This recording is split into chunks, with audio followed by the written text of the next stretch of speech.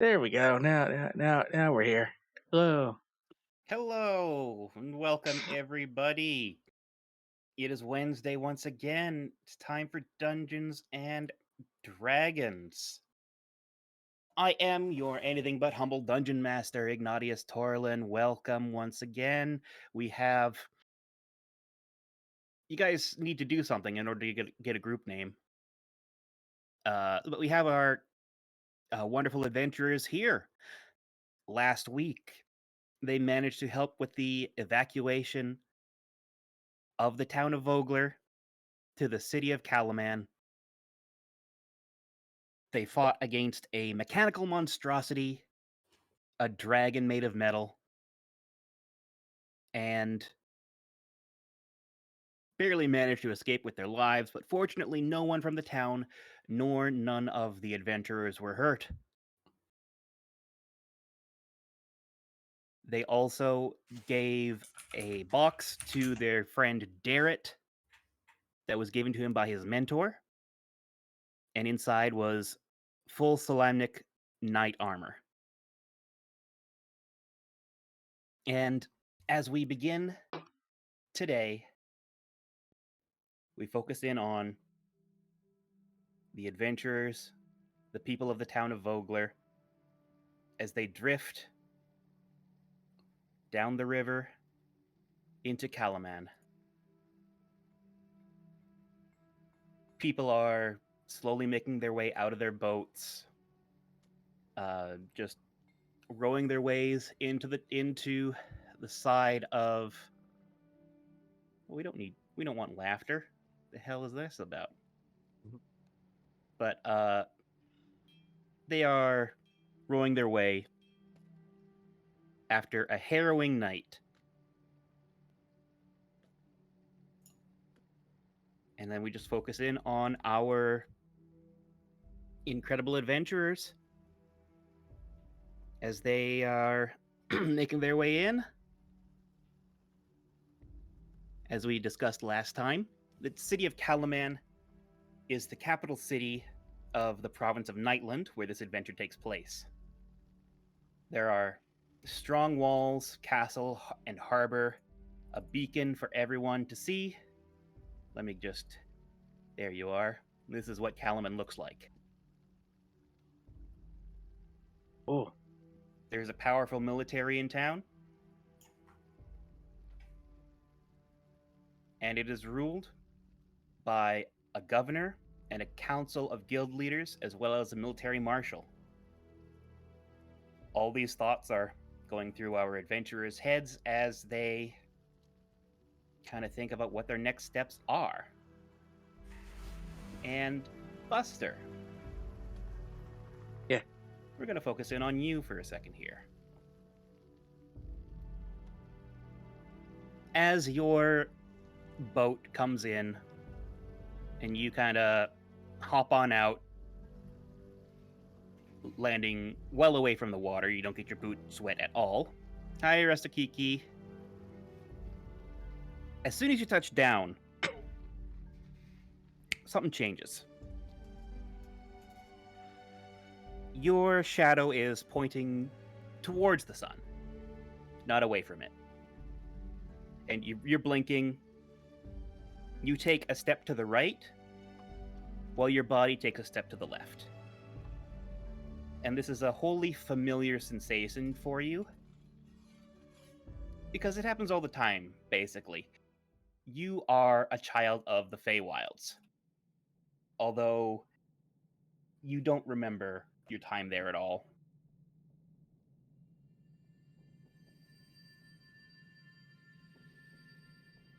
okay. You have a visitor that comes to you frequently.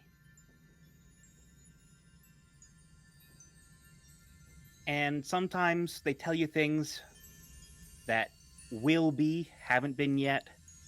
sometimes they tell you things that were but aren't. And as you look around you, the grass fades from green to purple, and the sky from blue to green. And it's something entirely nostalgic to you.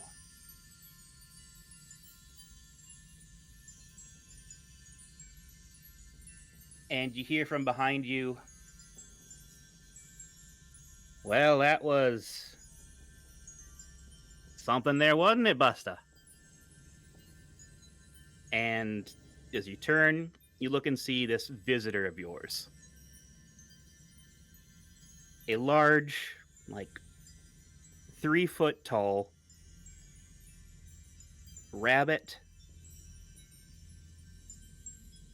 with deer horns between the ears. And these horns are crystalline, and they make a sound with each little flash as it catches the light. And your visitor smiles to you and says, "You did good work, though. Shame about your friend? Well, shame about multiple friends, I guess. You knew a lot of those folks in town there, didn't you?" Yeah. Hey, it's been a minute, hasn't it? Has it? It's so hard to tell. I mean, time's different over here compared to you, but sorry about that. If it has been that long. I mean, like, I know you, and I know we've talked. Every time I come back from here, it doesn't. I lose. What's your name?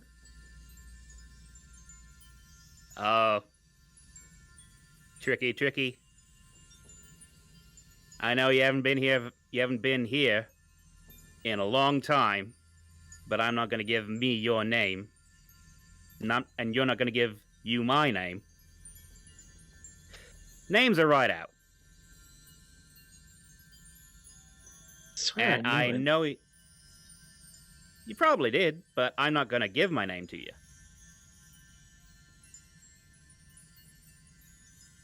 That's the thing about we Fae, right? And I mean, I know your name is Buster, but you didn't give yourself that name. That was given to you by the people who are raising you. And that's a name, but it's not your name. Yeah.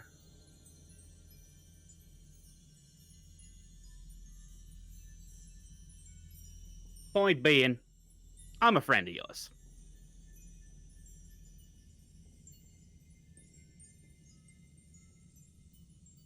Yeah, I remember that much.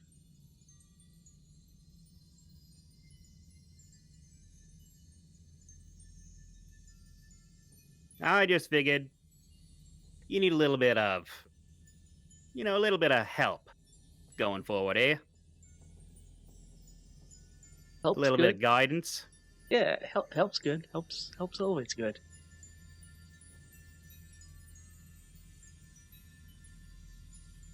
Well, then what kind of help are you looking for? There's the question. Oh man. I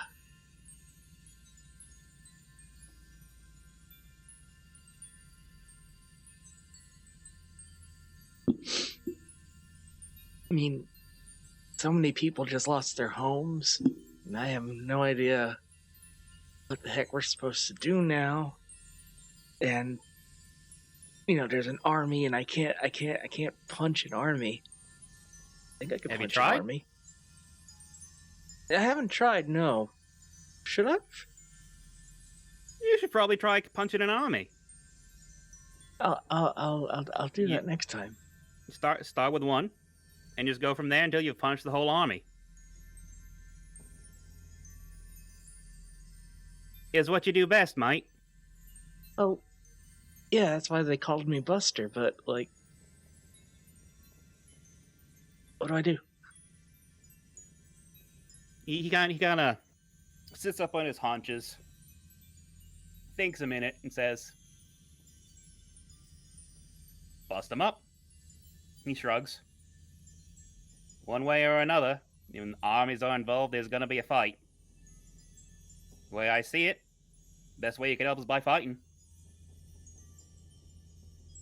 And he looks at his wrist, but there's not actually anything there. But he says, "Well, time short there, Buster.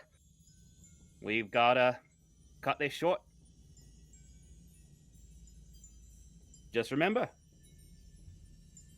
if there's anything you're gonna be doing, you'll be doing the best help by fighting." And with that, your shadow stretches back the other direction, and you're suddenly just whoosh back in your body, as if you had been walking in a little bit of a fugue state, just kind of helping folks getting out of the boats and everything, and just kind of continuing with the disembarkment.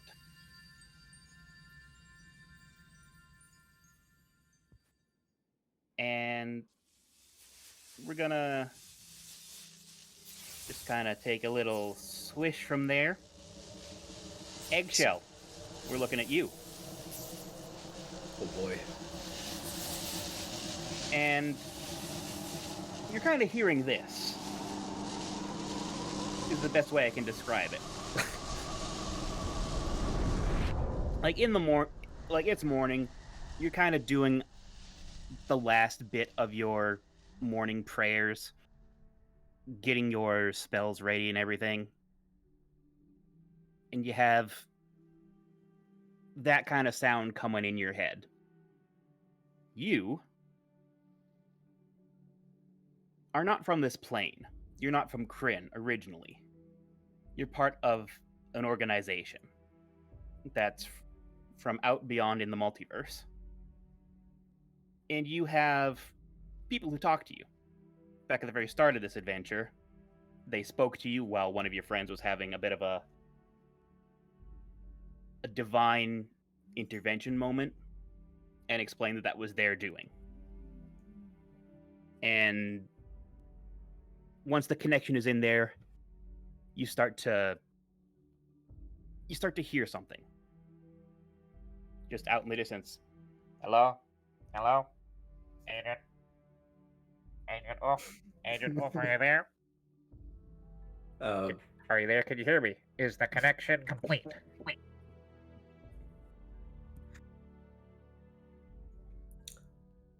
I mean, should I just answer? Yeah, just answer. Inside my own head? Yeah, just however you want to do it. It's normal. It's part of your morning prayers, basically, except this time someone's talking back to you. Happens sometimes. Oh God. Hello. I try to speak like a bit low, so I don't look too crazy, because there might be people around see me. Certainly. Okay, good. You are here. That's good to know. We have a bit of an update for you. So you remember the last time we spoke with one another? Mm-hmm. You were. We explained that we were kind of punching through to make your divine powers come through again. Yes. Some unforeseen consequences.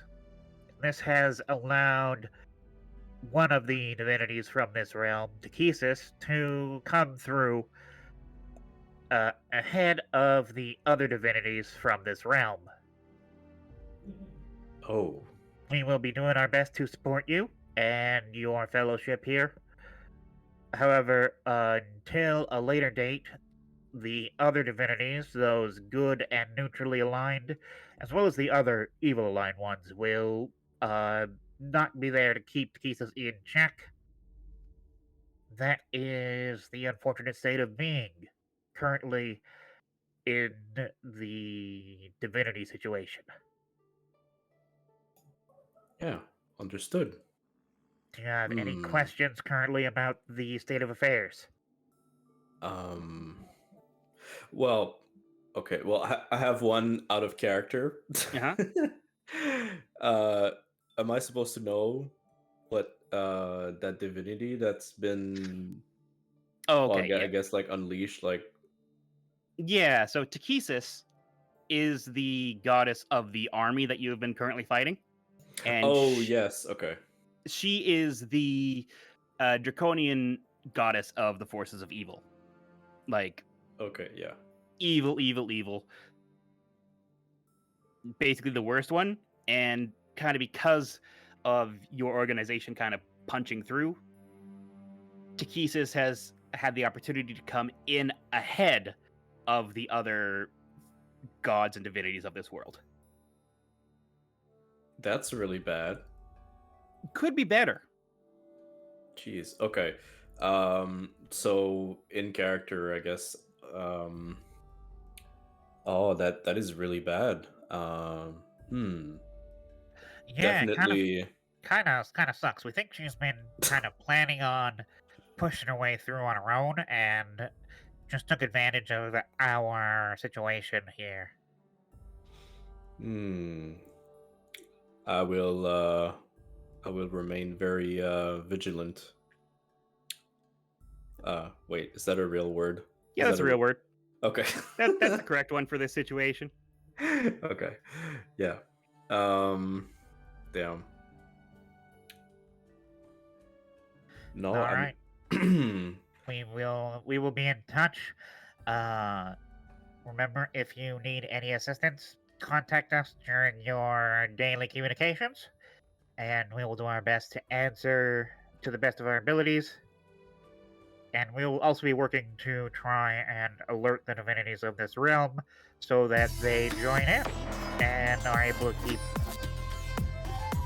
Takesis under control, hopefully. But you do have a small moment of time where you must fight these evil forces without proper divine intervention, only with us backing you up. But is there anything I can focus on, like on this end?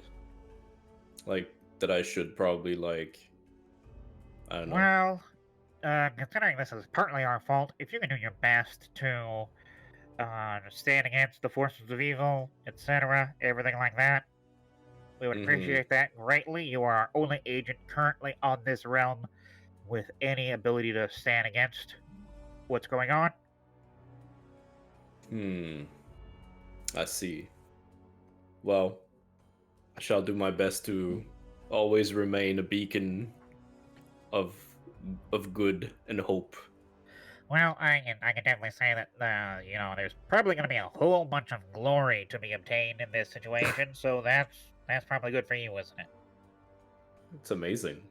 All right then, Agent Oof. We will be in constant communication, and once again, best of luck. Over and out. And the connection is severed as you're finishing up your Amen. your daily prayers. Perfect. Yeah. It's amazing. Okay, so I did have these ones kind of pre-planned other than this, but for the rest of you, we've got a couple of things going on here that are excuse me, that are happening that aren't quite as involved in the shenaniganery that I was doing earlier. So Kilb.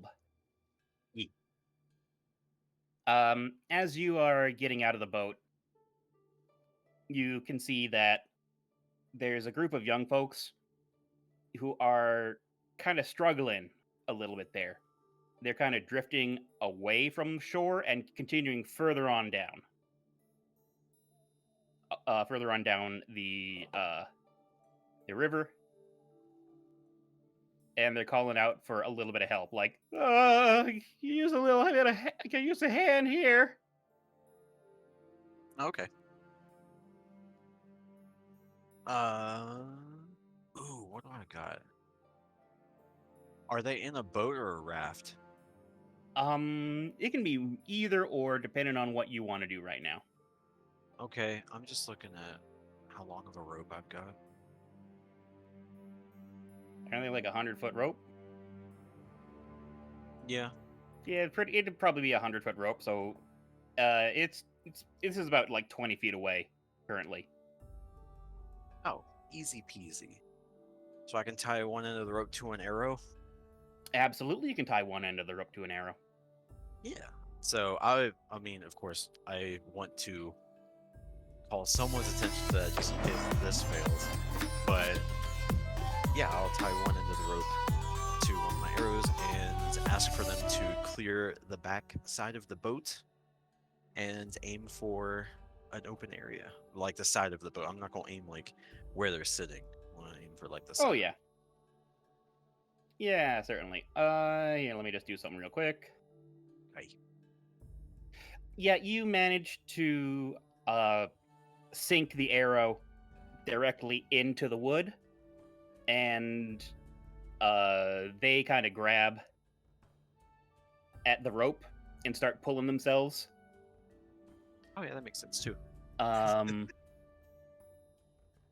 you gonna? And you actually around you, like a whole bunch of other folks, kind of grab the rope and kind of help these folks to pull themselves in. Yeah. And it's a lovely team effort, and you get kind of like a pat on the shoulder from someone, and the youths that are coming out of the boat just kind of say, "Oh, thank you so much, Kilb. That was real close there." Sure. Just doing my part. Excellent.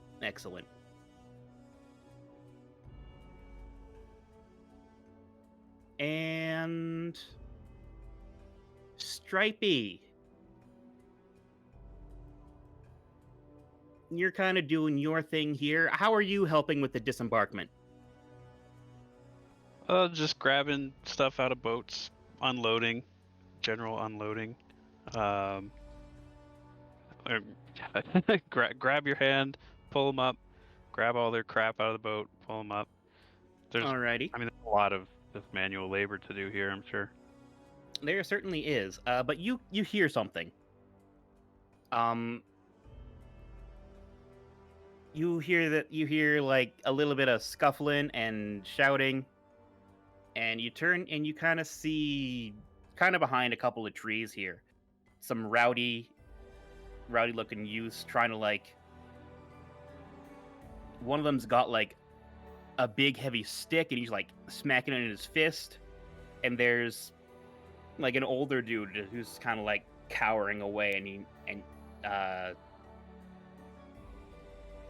looks like these kids are kind of trying to take something from him that is theirs, that is his, rather. Okay, well, that's not gonna go. I can't let that go. Hey, what are you kids doing? Leave that guy alone. Run over to them with my hand on my sword hilt.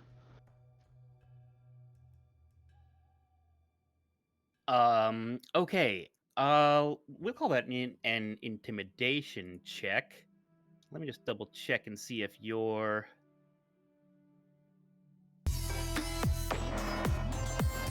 Oh yeah, regardless. Whoa!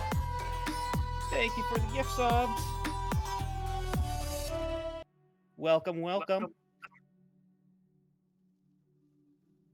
Yeah, your silver tongue would have made that,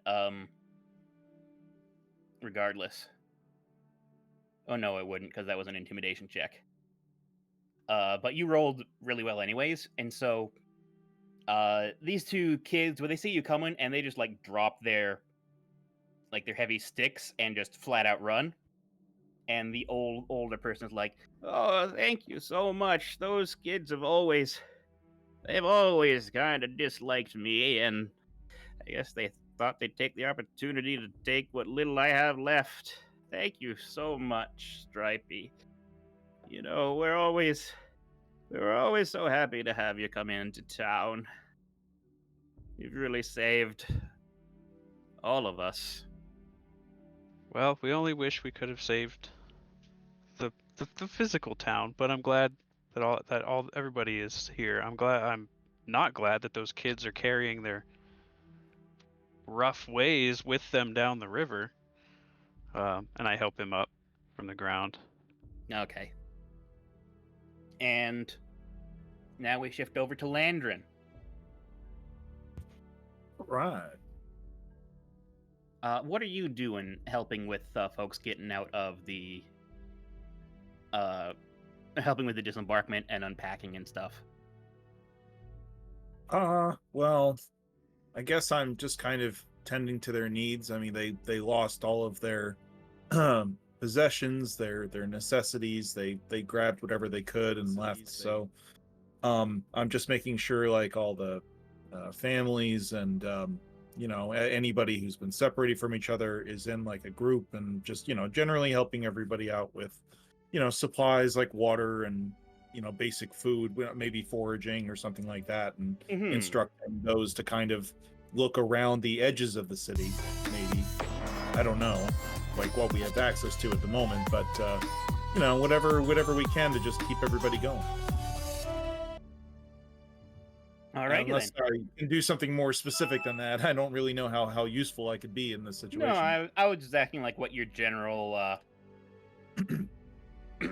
what your general thing is doing. So you're just kind of like helping people out. You're helping kind of try and take care of some of the logistics of.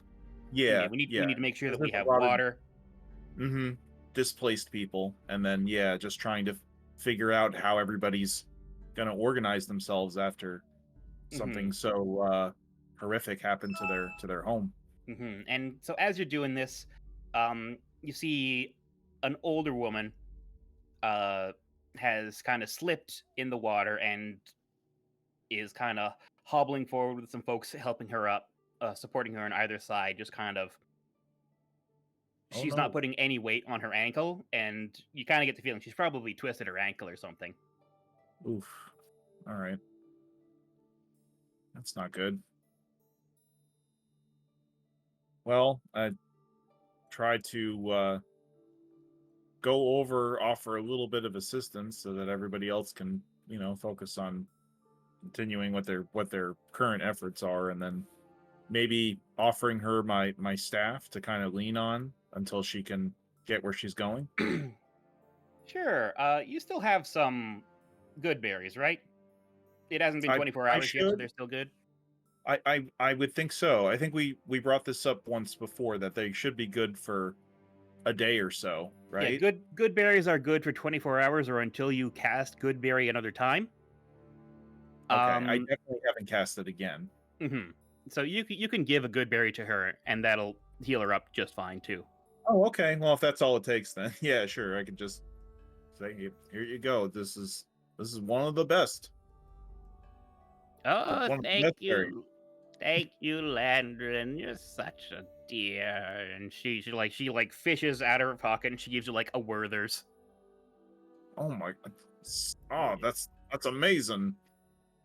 I love these things. That's one of those special ones. The ones they're hard on the outside but chewy on the inside. Don't tell the mayor. The mayor. Okay, I won't. Don't tell the mayor. And then she just like, with a speed that belies her age, like she's still like stooped over and everything, but she just like whoop is like gone like the Roadrunner, and is helping with the unpacking and everything. Okay, I guess that berry kicked in pretty quick. Yeah, it's magic. Yeah, just like magic.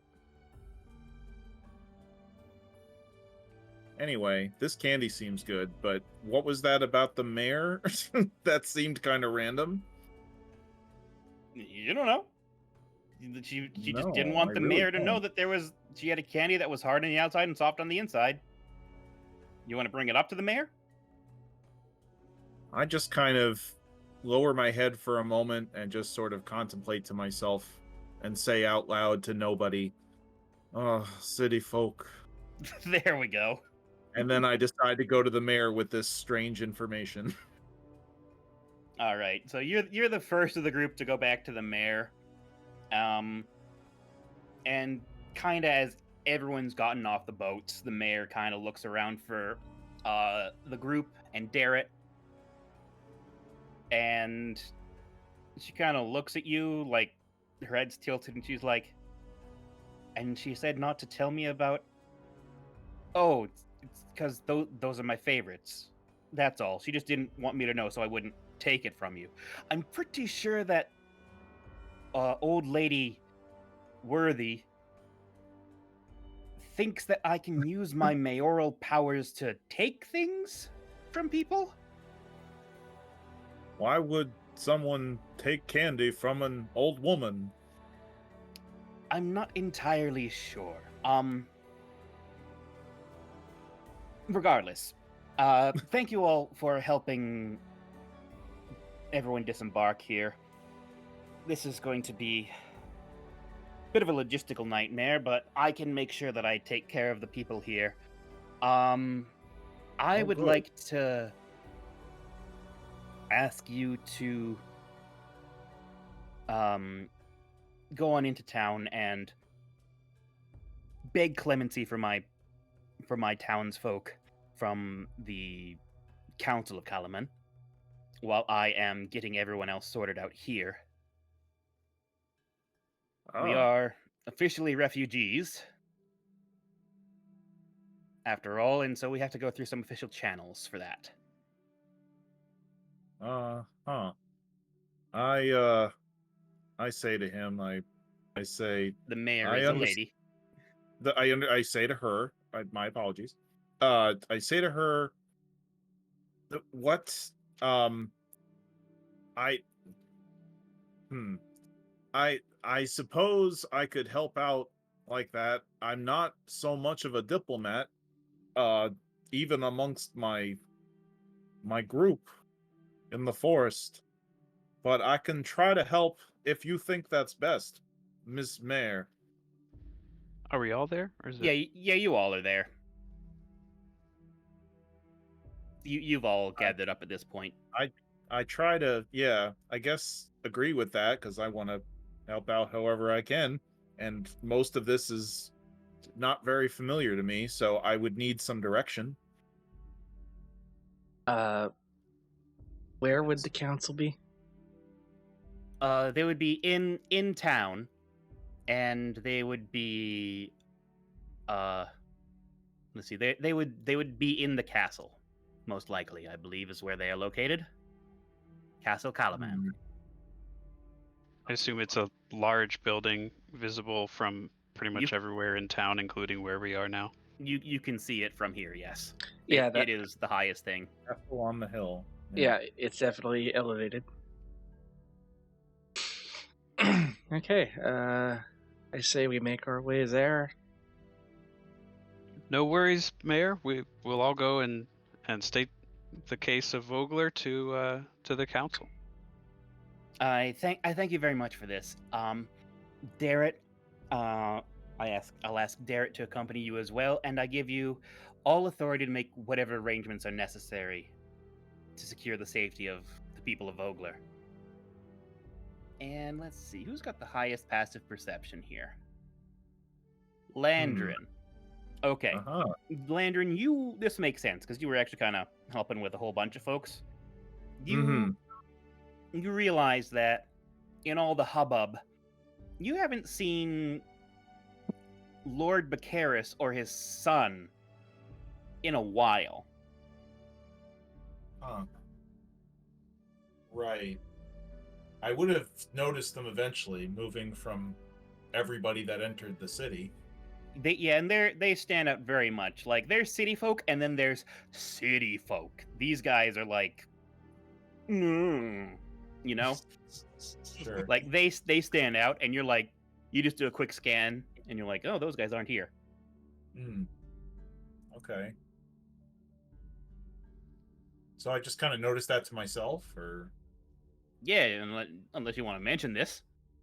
Well, I guess I would make a point of it because wouldn't they represent the town better than us and would be useful in declaring everything, right?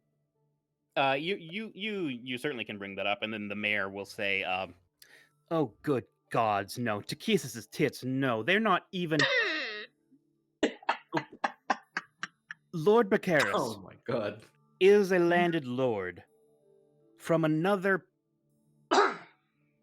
Okay, so like we're the province of Nightland, and Lord Bacaris is landed from somewhere else entirely. He has no authority for the people of Vogler. He just showed up one day, bought a summer villa, and he's just been being his Bacaris self since then. And allow me to spell this out for everyone. Hang on, that doesn't look right. Takesis.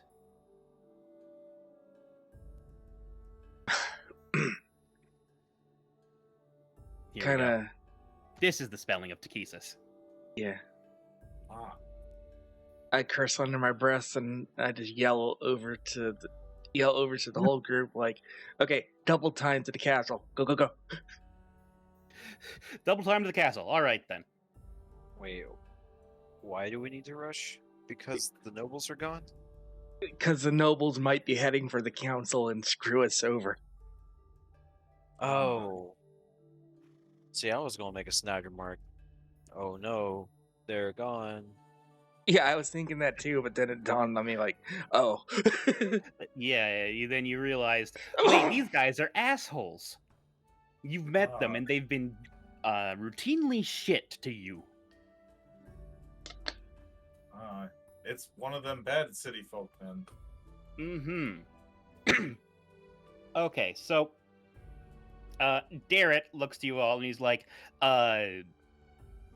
yeah, no, that's probably the right reaction to have.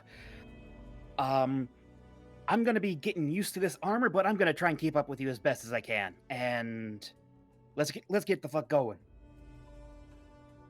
Yeah. And it's about like a 2-mile trek from your landing spot to get to the village gates or the city gates. And here's what you see as you kind of approach the city. There's statues of Titanic soldiers lining these mighty walls. They stare into the distance, daring invaders to dash themselves against the defenses that withstood even the cataclysm. There's a disorganized neighborhood of tents and ramshackle structures lining the road to the city's nearest gate, and there are soldiers in blue and gray uniforms manning the gates and just kind of checking everyone. It's like a checkpoint, basically. You go through the line, and as you approach, the gate guards say, "Halt! State your business." We represent the refugees of Vogler, and we need to speak with the council immediately. Oh, I see. You will be heading to Castle Kalaman to meet up with the others of your retinue. Takisis's tits, they beat us. What's the fastest way there? Just take the straight thoroughfare and just walk in a straight line. Do you Can you think? describe the other people? Who were they? Fancy dressed noble types, look like family. Our captain led a man, led the two of them to the castle earlier. Well, then we don't have much time after all. Let's get going, as Buster said. All right then. I've gone full sprint. Oh wait, can I touch Longstrider? To You Buster? want a long strider? Yeah, Yeah, faster. you can log strider. Is that just for one person, or can you do that on multiple people? I think it's just one person. Uh, It says one action. Can I? Yeah. I can't A creature. better wild shape. Yeah, can I? I think so. Yeah, it says at higher levels I can target one extra person, so sounds like just one person. Yeah, but it's not concentration spells, so you could long strider everybody if you wanted. Well, not everybody, but most people. You have 3 spell slots. If you want a long strider, Buster, absolutely do it, and he will be sprinting, like, boing. If he takes off, I'll long strider him. Grab some dirt, rub it on his back. Well, his calf. What can I reach? Your calf. You can reach Sure. his butt. You can definitely. I'm just saying, you're short. You can definitely reach up and pat him on the butt. Yeah, we'll do that. Go get him, Tiger. That's the other guy. I'm going. I get it. It's because Stripey's a tiger. Rawr. All right then. So Buster, you're faster than your friends are going in this way. But everyone will see this as you approach. And even if the imposing Castle Calaman wasn't standing atop 100-foot cliffs, it would still tower over every other structure in the city. The path to it rises up the cliffside, overlooked by gigantic statues matching those that line the city's walls. At the path's end, guards stand before an open gate, and the guard once again says, "Halt! State your business." Really, really fast. What kind of running in place? I say the exact same thing I said last time.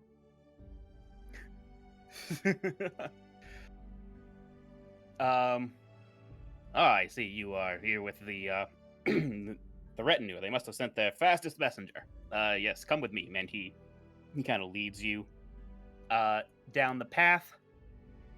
And so you're ahead of the party as they're all still kind of coming up.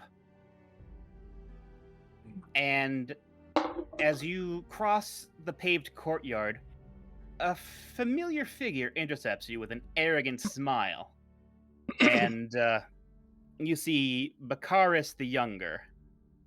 Hang on, where's his fucking picture? Oh, jeez.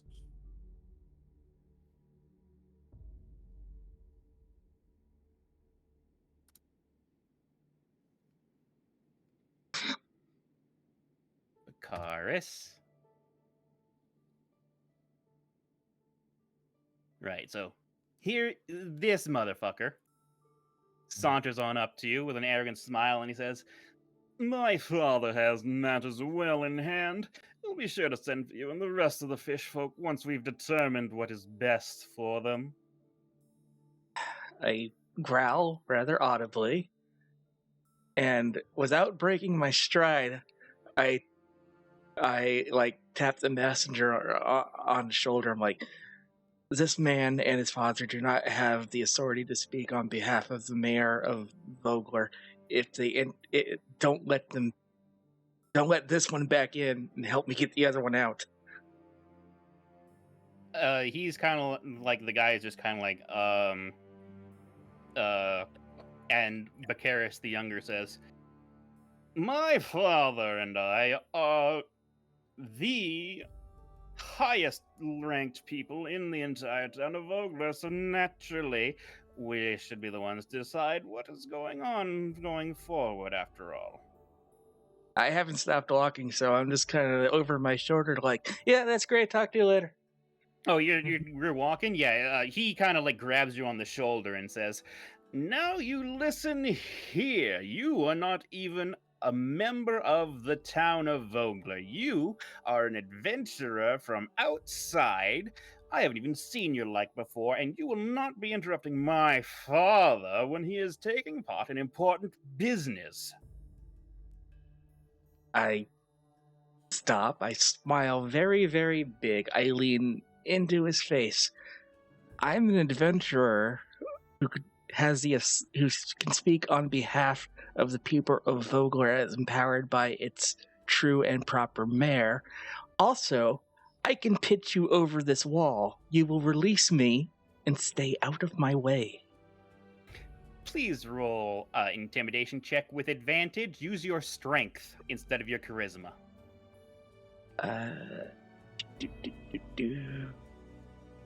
Intimidation, strengths, ditch. Get this Draco Malfoy looking motherfucker. Get his ass. Get his ass. Ooh. All right then. Oh. He's like kind of pale, and he's just like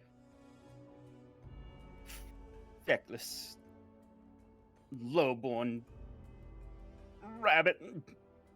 My father will not let you. Yeah, and he just like slinks off. By this time, your people have joined up with you, and you can all enter the council now. The council chambers and speak at the meeting. Oh, that was easy. Good job, Buster. Oh, one down, one to go. There are 8 serious-looking people sitting around a broad table in the middle of a spacious hall. At the table's end, a tall man with plaited blonde hair and a velvet vest of blue and gold stands to greet you. Welcome, guests. I am Governor Kalof Miat. Your leader here has briefed us on the situation in Vogler, his bold defense and eagerness to strike back against these invaders. And as he says this, he nods to a man near him, Lord Bacaris, who is glaring at you at your intrusion. Tell us, are your people still preparing for battle? And sorry, just before you speak here, Okay. here is Lord Bacaris. Cool smoke, though. It's this Eggman looking motherfucker. This what looking motherfucker? Excuse me? Eggman. He looks like a medieval Robotnik. That's what I'm saying, Maybe a too. little bit. No, fair enough. It is clear from the governor's word and Lord Bacaris' expression that he was trying to advance his own agenda of sorts. He's told the council, obviously, that the villagers are taking up arms to retake their home, but you know that is not the case. Mayor Raven's focused on security for everyone. And this guy is not your lead. Is not the leader.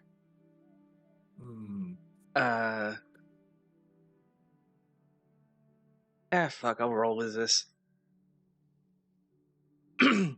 I pull out my glaive, put it pommel down, kneel, get down on one knee. I want to thank the council for seeing us, but this man does not speak for Vogler. We are refugees, villagers, the elderly, women, children. We have casualties, and we are in no condition to fight back against an army that numbers in the thousands. We put up a rousing defense, if we may, using our friends, fellow adventurers, and with no help or involvement from this man here, this charlatan before you, who isn't even from Vogler, and has never once lifted his hand in defense or aid of the town. The rightful mayor has sent us here to ask for asylum for this humble village of fisher people who have been so disproportionately attacked by a dragon army. And kind of at this, Lord Bacaris is going to cut in. He's like, my good people. No, hang on. No, I know what I want to do for him. God damn it. Are you going to do Eggman? No.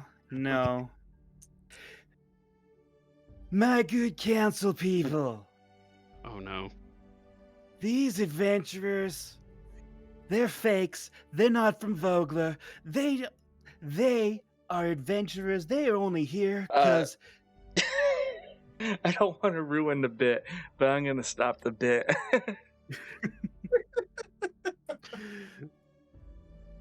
Oh. All right then. I mean, that was great, but Yeah, it was pretty good. They're not from Vogler. I am a lord, and while they may have been sent by the mayor, there's a hierarchy involved, and as I am Lord Baccharis Uth Estide, and kind of at this moment, one of the council people perks up and says, Estide? That's not even that's nowhere in the realm of being in control of Vogler. That's an entirely different place. Well, perhaps, but the truth is that we had a rousing defense. There were certainly the odds were stacked against us, but there was armies and soldiers, and there was a battle while the women and children, and of course myself, were being evacuated. But the odds weren't in our favors, and so we were unable to pull it on full defense. And Governor Miatz kind of cuts him off and says, I think we understand the situation fairly well now. Lord Baccharis, while we do appreciate your stepping forward, I think at this moment we will have to take what comes obviously from the mayor of Vogler as opposed to your own fancies, shall we say. This is all dire news, certainly. My heart goes out to the friends and families of those from Vogler, but I hope you can understand our reticence at this time to welcome everyone through our city's gates. These are not normal times. Marshal, and the governor gestures to a stern woman wearing armor that's embellished with blue and gold, the colors of Calaman. I am Marshal Vendry, commander of Calaman's military forces. I'm afraid that your situation is far from unique. And she explains that, unfortunately, Vogler is not the only community. Vogler is not the only community in the region to face peril. And small villages and farms to the south and east of Calaman have been burned in recent weeks. Vogler is the largest of these communities to be attacked, but you're also the only ones with many survivors. Experienced patrols of armored soldiers have been found cut down, in some cases with mysterious claw-like gashes in their armor. You have certainly provided the clearest information on the enemy that we have received to date, though.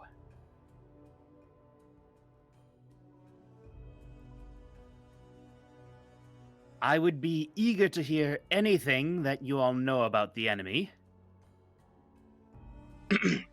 They appear to be an army of men and dragons involved with the evil of Takesis, I believe it is. Yeah, Takesis is the name. Darrett looks to you, Buster, and says, Buster, do you still have that stone thing? That piece of stone with the sigil on it?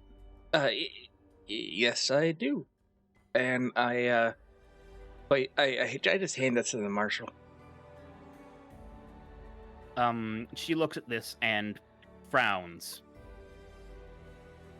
This is indeed the sigil of Takesis. Men and dragons, you say. You survived a fight with dragons? Darrett speaks up and clarifies.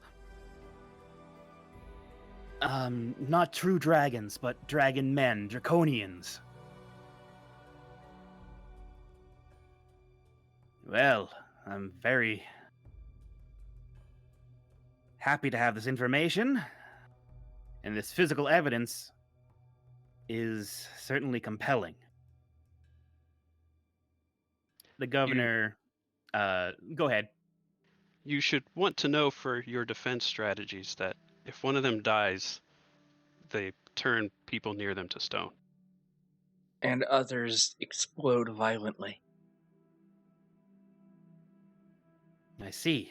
That is invaluable tactical information, and I thank you for it. They also use siege weaponry. It was. You don't know what it's called, but you can describe it. It was like a dragon, but made of metal, like a furnace or a cannon that could burn down a building in one shot. Yeah, some twisted abomination. Mechanical beast. The governor will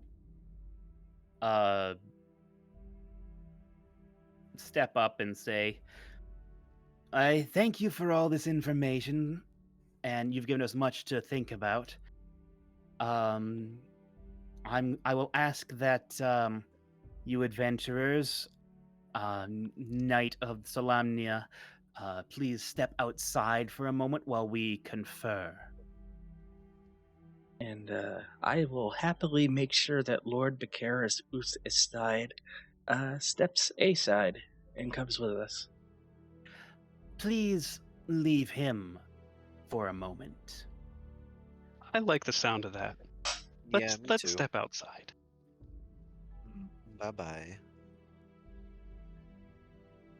So you're ushered out into the hall outside the council chamber, and Darrett, he stands, he lets out a big breath, and is like, oh, this armor, it makes you stand a lot straighter and taller than you'd think it would.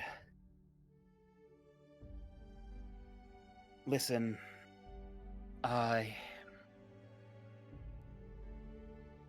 right now, we need to do whatever we can to secure Calaman's support for Vogler. Whatever it is that obviously Calaman is trying to build up to here, we've got the authority from the mayor to make promises. We have to make sure that Vogler is safe and they're allowed inside Calaman.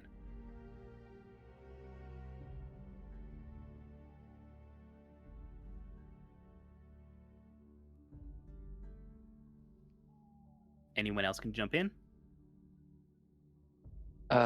What do you suggest?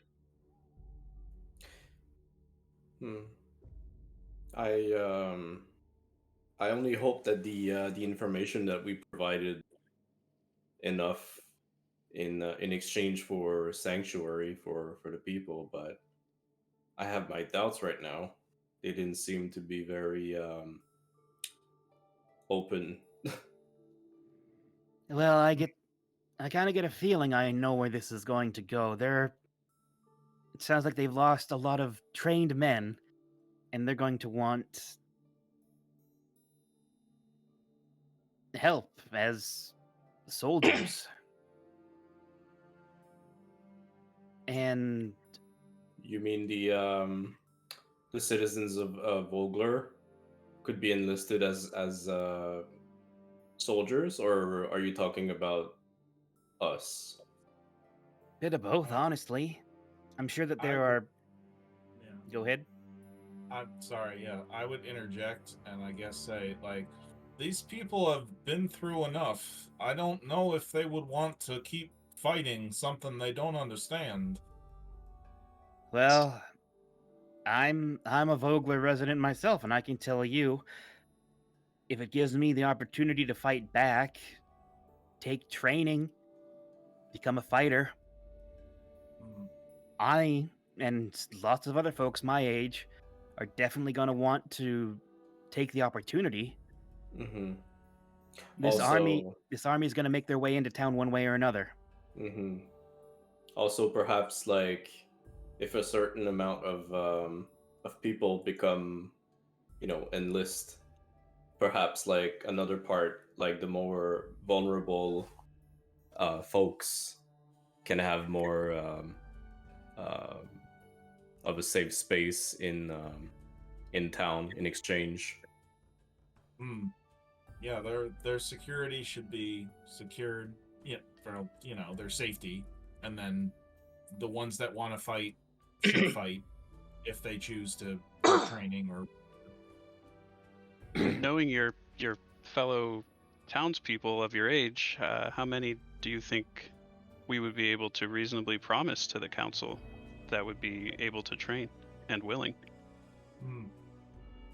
Well, I mean, just from my age, at least 50, maybe we're up to 100 if we include some who are a little younger than us. They'd be able to serve in various capacities. We're only a town of 400, so that would be quite a boon, but truthfully, and he kind of pauses for a moment and looks to all of you and says, I know you're all adventurers, and maybe you're not willing to join up in an army, but would you be willing to fight as mercenaries for Calaman? Of course. I would anyway. Hmm. If it can contribute to the safety of the people of Ogler, you can count on my shield and my sword. Hmm. And my staff. And he kind of smiles at that and says, well, that's good. That's a bit of a load off of my mind. And it's been about half an hour before the doors open again. And most of the council members file past you without a glance. Marshal Vandry beckons to you. Governor Miot and Lord Bacaris remain seated inside. And the governor says, please sit. And do you sit? Yep. Yeah. And the governor speaks and says, the citizens of Calaman are prepared to offer your people shelter in the neighborhoods outside the city walls, the protection of our soldiers, and, while we can spare it, food from our tables. There is a condition, though. We are concerned about the threat posed by the enemy that attacked Vogler. We have woefully little information about this foe. All of the scouts who have been sent to learn more have disappeared. You have both faced this foe and survived and saved an entire village from this attack. In return for Calaman protecting the people of Vogler, we would like you all to report to Marshal Vendry as special operatives in the military. And the Marshal speaks up and says, I know adventurers types. Not all of you are willing to join the military proper. But let me explain how this all works out. Anyone who swears to join the military will only be required to be part of this operation until the threat to the region is over. You'll become esquires of Calaman. You'll be paid 5 gold per week. You receive free lodging in Casa Calaman, and you'll get an emblem with the symbol of Calaman etched on its face.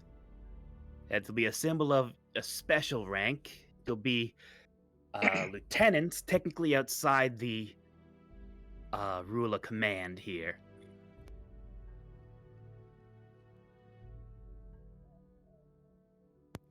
I guess that sounds okay. If it's standard military whatever.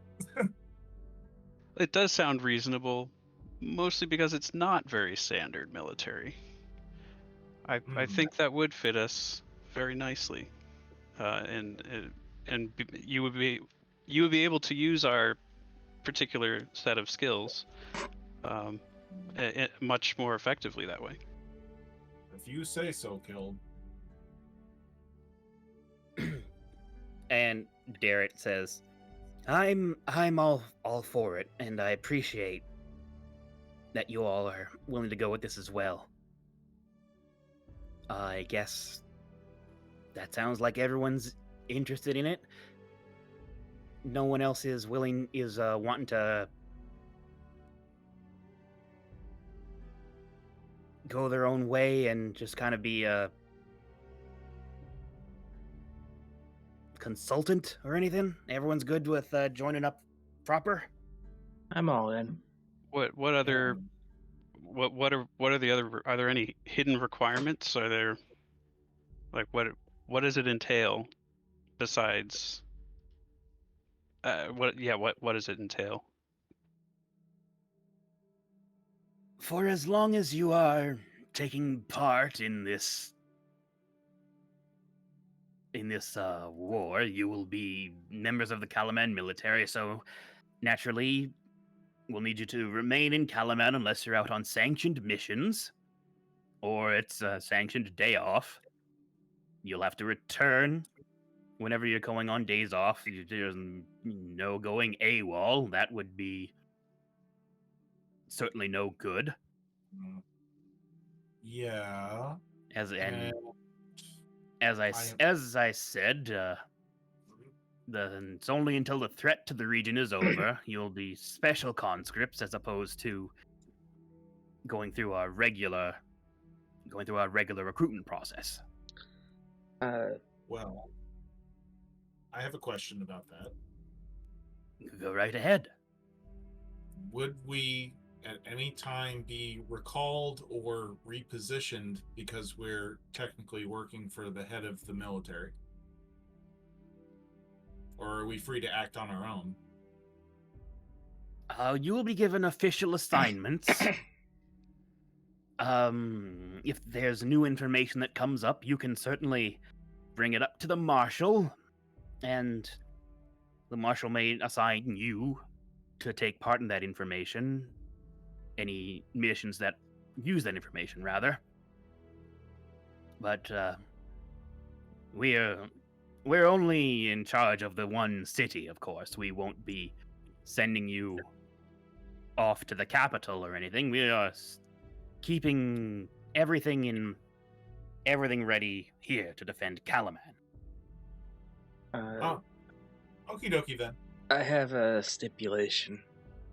And what would that be? That this group, outside of missions where it would make more sense to use our stealthier members, that this group is not split up. Oh, yes, no, you are...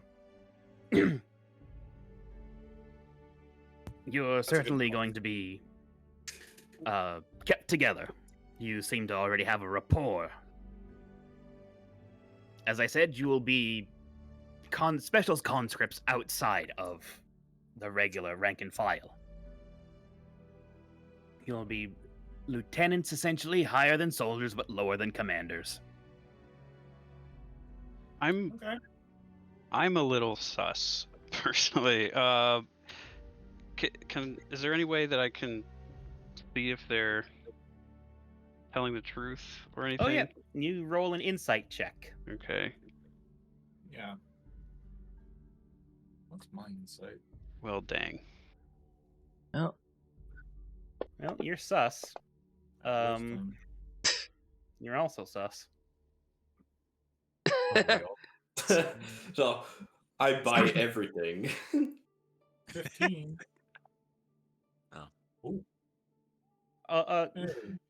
Like, okay, so like here's the thing. Landrin, Kilb, yes. They're not trying to pull one over on you. They're just trying to get some competent fighters who have fought against this enemy and won, and they want to have you guys as like a special elite team. But they Okay. still want you to be, Yeah. you know, a couple of reasonable restrictions. You can't just go off on your own. Right.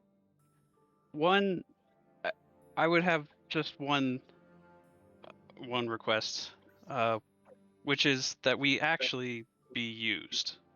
I wouldn't want Alright. to agree to this and then to have the one, and then just to be assigned castle duty the entire time. I would say if we are kept in the castle, not fighting back or finding ways to fight back against these horrible invaders for more than like a few days or a couple weeks or something, that we should be released to go our own way. The marshal kind of laughs a bit at that and says, "Oh, don't you worry about that. As I said, we've lost a lot of good men that have been trained in recent days, so those of you who are proven fighters, we will be utilizing your skills to the best of our abilities going forward here. I expect you'll soon be regretting asking that, and will be asking for more time to rest and recuperate." Okay, like out of character, I was just really, I was thinking that since Bakaris is still here, like Yeah. that he had convinced them May to not see basically it like for a while, right, give us and- a cushy imprisonment or something. Oh yeah, Nah, no. I'm trying to that's think of good a way to thing they're turn it thinking around on about them. this, for sure. Just in case. No, you definitely get the feeling that you have accomplished what you've come here to do, and you're going to be doing adventuring bullshit. Officially Okay. sanctioned, even. Will this include outfitting? I think some new gear might be useful. Since you are all joining in the military, yes, you will be able to avail yourself of of the armory. Great. I kind of chuck my thumb over at Darrett. Make sure this kid gets a trainer, and I'm good. Oh, speaking of Darrett,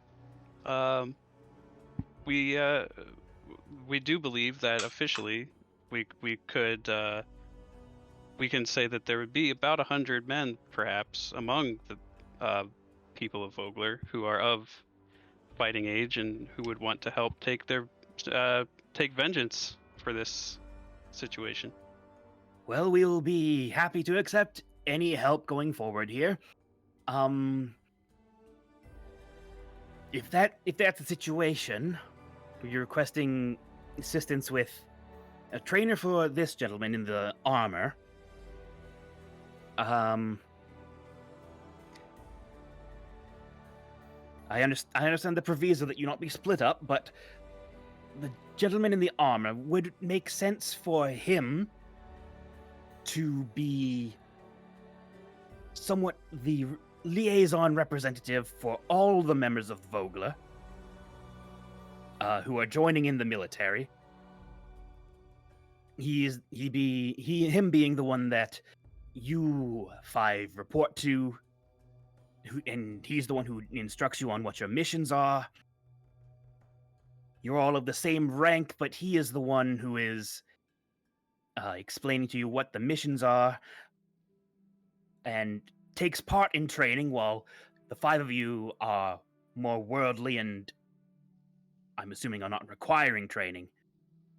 The 5 of you will be going off on the very first of our missions for you, while he trains and helps to train the other members of his village who are likely in need of more assistance. Is that a reasonable accommodation? Absolutely. And I slap Darrett on the back. Heck of a promotion, huh, kid? Or should I say boss now? You are all of the same rank, so you can refer to each other however you like. You are all special conscripts. That was more teasing him than an actual state question. The governor seems to not have picked up on that at all. He's Understood. very straight-laced. Oh well. Also, I believe Lord Estide here, or Lord Vicaris of Estide, had mentioned that he had several hundred fighting men over at his other estate. Perhaps he would be willing to add them to the defense. And Lord Vicaris scowls at that. I And heard he also took part in the fight as well. And he simply says, "Well, they are at my prior estate, so it would be some time before we can send a rider out, and such time for them to return as well. But I'm sure that I can be amenable to such a request." And he's just sneering at you at that. But I'm with that, just smiling brightly back at him. with that, the meeting is going to conclude here. The marshal says, when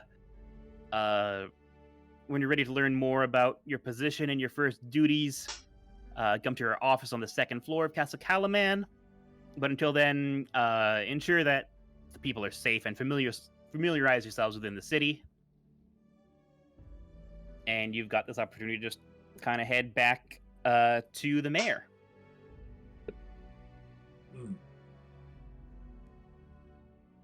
Okay.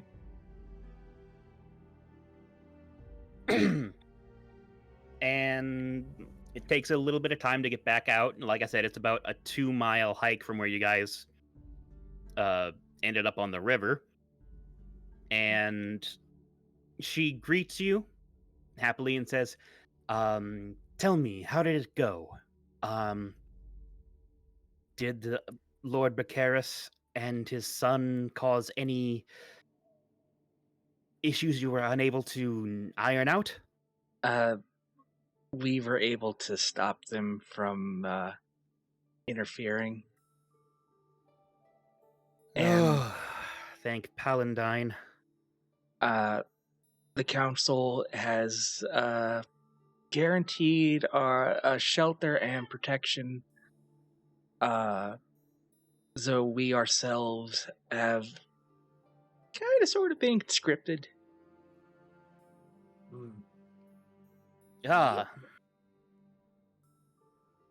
I see.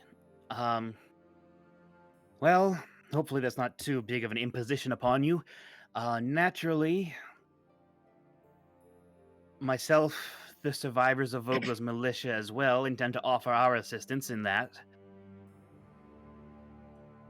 I kind of push Darrett forward. The governor suggested that Darrett here be the official liaison between our people and the council.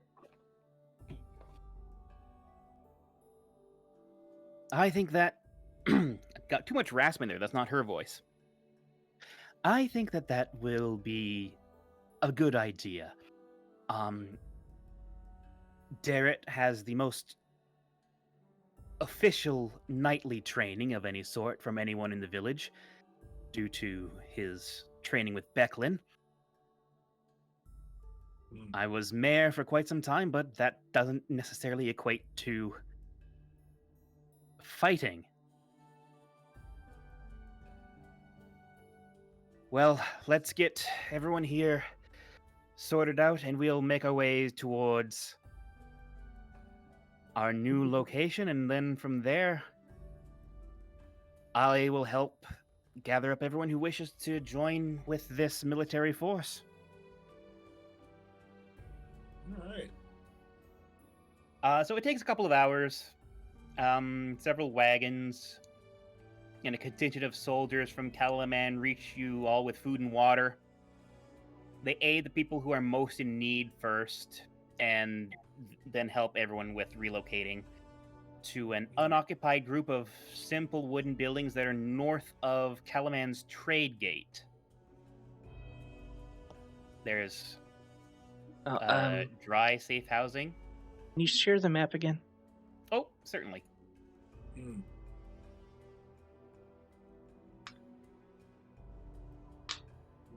Trade gate is on the west side of the map.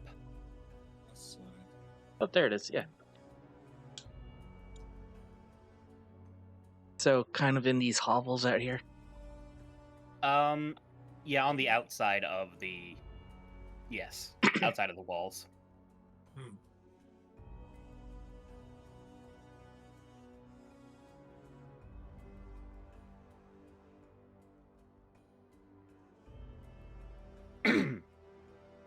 Let's see here.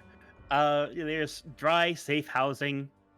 Everyone kind of pitches in to make lodgings more comfortable. And the day goes on. The sun goes down. You could certainly stay out here, but Castle Calaman would be more comfortable and would free up more space and resources for the other evacuees. Definitely gonna be using the castle. Excellent. Buster's rather eager to see about that new equipment. Understandable. Yeah, I feel you there. All right. If you want to get that, you will definitely be taking part, or rather, you'll have to report for duty with the marshal.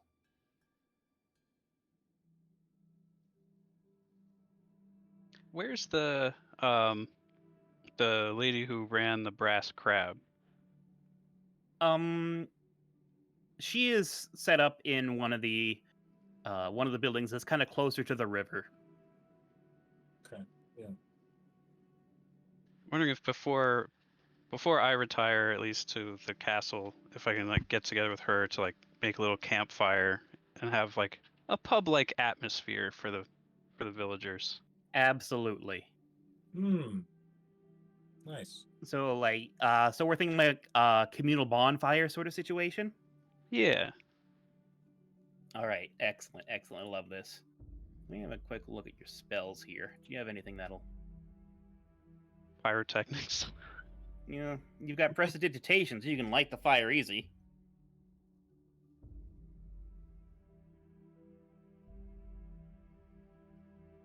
Okay, so before you all take off, Stripey is gonna meet up with. Oh goodness, why do I forget her name? That's so unfortunate. Lunch Lady Doris is who she sounded like. I mean, she did sound a bit like Lunch Lady Doris, but we all know that her name was not Lunch Lady Doris. But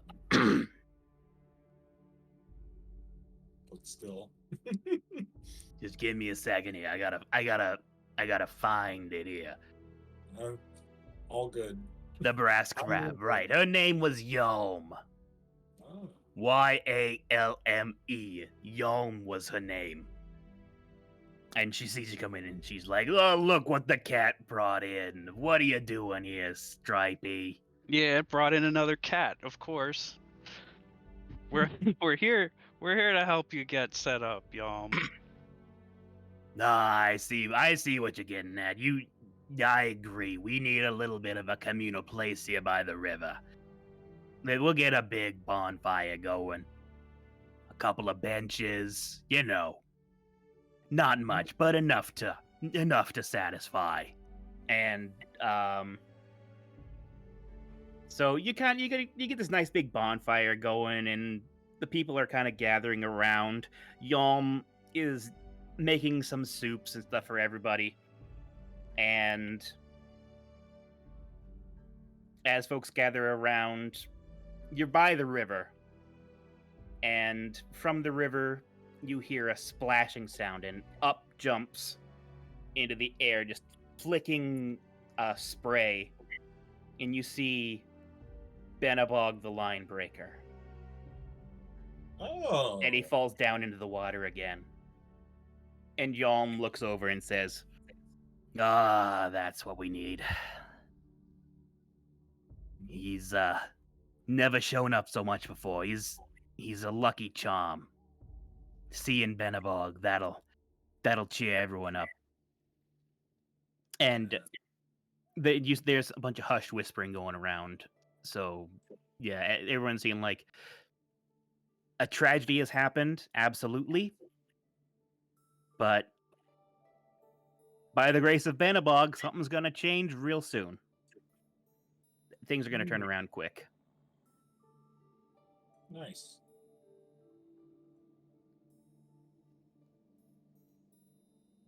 What But a with nice that, atmosphere to be a part of. it's a lovely atmosphere to be a part of. Right. I just All right. get some background music going. Hmm. You get some background music going. Are you going to be reporting for duty this evening or in the morning? Maybe the morning. Morning. Have to kind of get used to our new surroundings a little bit. Plus, I'm wondering if I have time to do something before we turn in for the night. Yeah, what are you thinking? Well, in addition to not really being super comfortable in a large city like this, because, again, being from the forest, not really dealing with a whole lot of people in one place, etc., Landrin feels a little uncomfortable. It's nice to be around so many, good folks that are all looking out for each other and etc., but it's still not super great. So, depending on how much time it's going into the evening and the fact that I have dark vision or night vision, whatever it would be. Dark vision, yeah. Dark vision, yeah. I'm wondering if I have enough time to just sort of survey the perimeter of the city where it's a little more natural, like kind of see the natural terrain around it. Mhm. Maybe get a sense of just everything I can in the given time that we have. Yeah, sure. Are you just like looking for a place to like pitch a tent and sleep in it that way?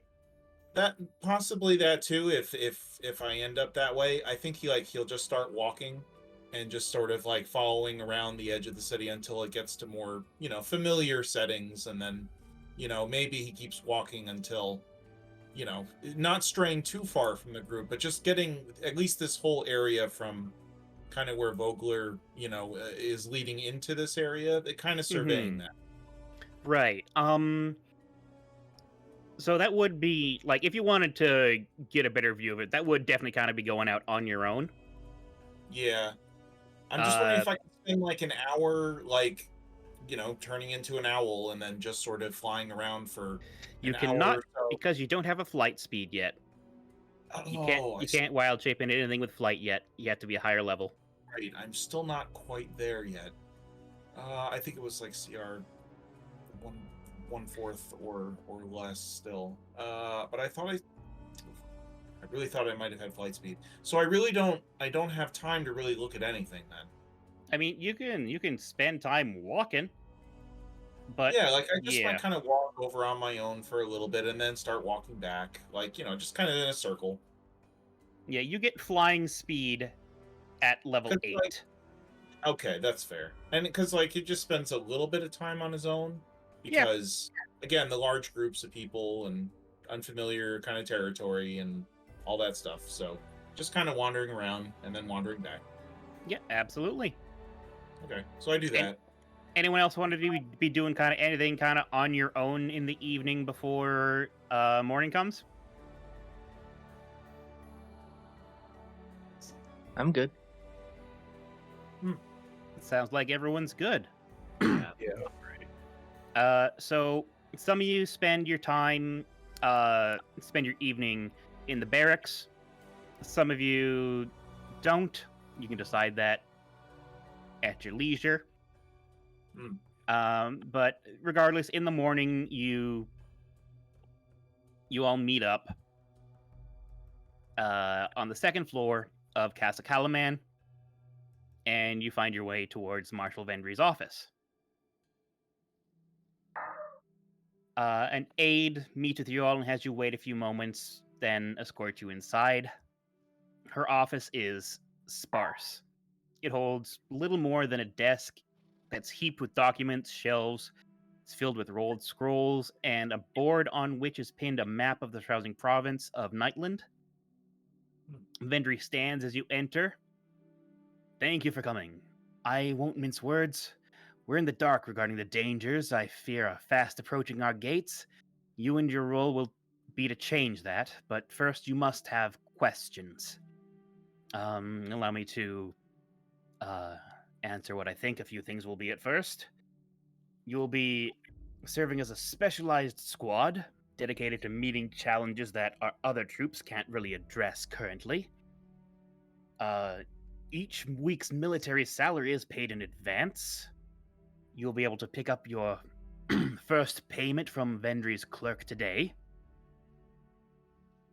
What we have available for all conscripts who are not... for all conscripts currently is any mundane weaponry, light armor, and medium armor from the armory on the first floor. Several people from Vogler have offered to join in. I'm currently determining how best to use these enthusiastic conscripts. And I'm still working out the details of your first assignment. I suggest that you should familiarize yourselves with the castle and their lodgings on the 4th floor.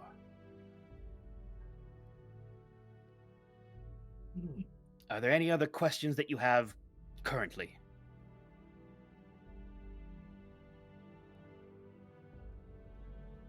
No, I'm fine. Yeah, I don't think so. I think we're good. Not generally. Very well then. Glad that I had all the questions I assumed you would ask correct, and she marks several things off of a list in front of her. And then takes it and crumples it and tosses it in the fireplace. That's not a good sign. That seems like the DM wanted us to probe. Oh. No, that was just... I have so much paperwork. One more thing to just, put down and then deal with everything else still, I guess. All right then, we will, I'll be sorting out what your first assignment is shortly. Go ahead and, familiarize yourselves with the castle. Sure. So I'll just... Yep. Oh, I was kind of looking at Buster like, do you want to check out the weapons equipment / things? Yes, I would like to drop my stuff off in my quarters first. though. Out of character, we've been lugging around basically our entire armory on our backs for 3 days now. You're used to it. Oh man. I'm just thinking it'd be nice to, put our stuff somewhere secure. Yeah. Splendid. Good After quarters being and everything, working for the military, so we know it's safe, right? Yep. being attacked without my bow, I don't want to walk around without my bow. No, fair enough. Yeah. But you can drop off whatever you want on Just the... making Go ahead and drop things off in your lodgings. Sure, food is free for soldiers. Air quotes, food is free for soldiers. Mhm. Army sustenance is free for soldiers. Right. Yeah. Probably haven't had a good meal in a while. And this won't change anything. Yeah, this is gonna be like jerky. Or gruel. So- MREs. Mystery meat. Mystery meat, that's for sure. Here's what you have for lodgings. They've properly assigned you a section where you're all together. It's a room that was once a small ballroom. There's a row of pillars sculpted with knotworks and images of knights, which supports a vaulted ceiling. Light shines into the room through tall windows that are facing the mountains to the south. On one corner of the hall holds a collection of plain cots and empty chests, and nearby is a large wooden table. So you've all got your own cot and an empty chest assigned to you. There are 3 small private rooms that are connected to the hall that you can all use as you all please. You can drop your stuff off in the chests. What are you taking with you if you're leaving anything in the chests? What is available to take in this room? The chests are empty. You can't take anything from the room. There's nothing there. Shoot.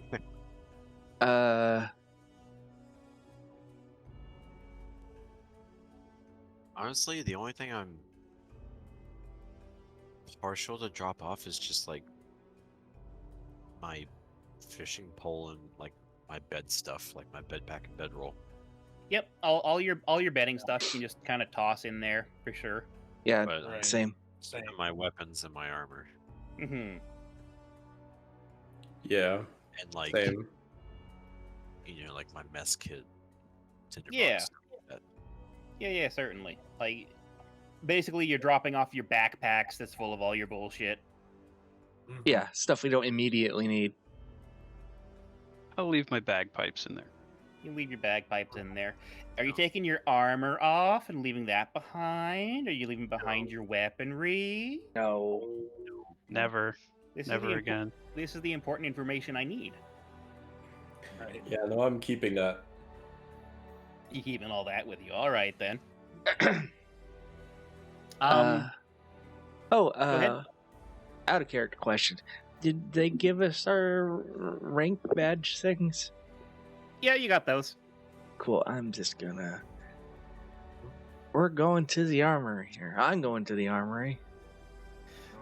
Sounds Before like you go to the armory,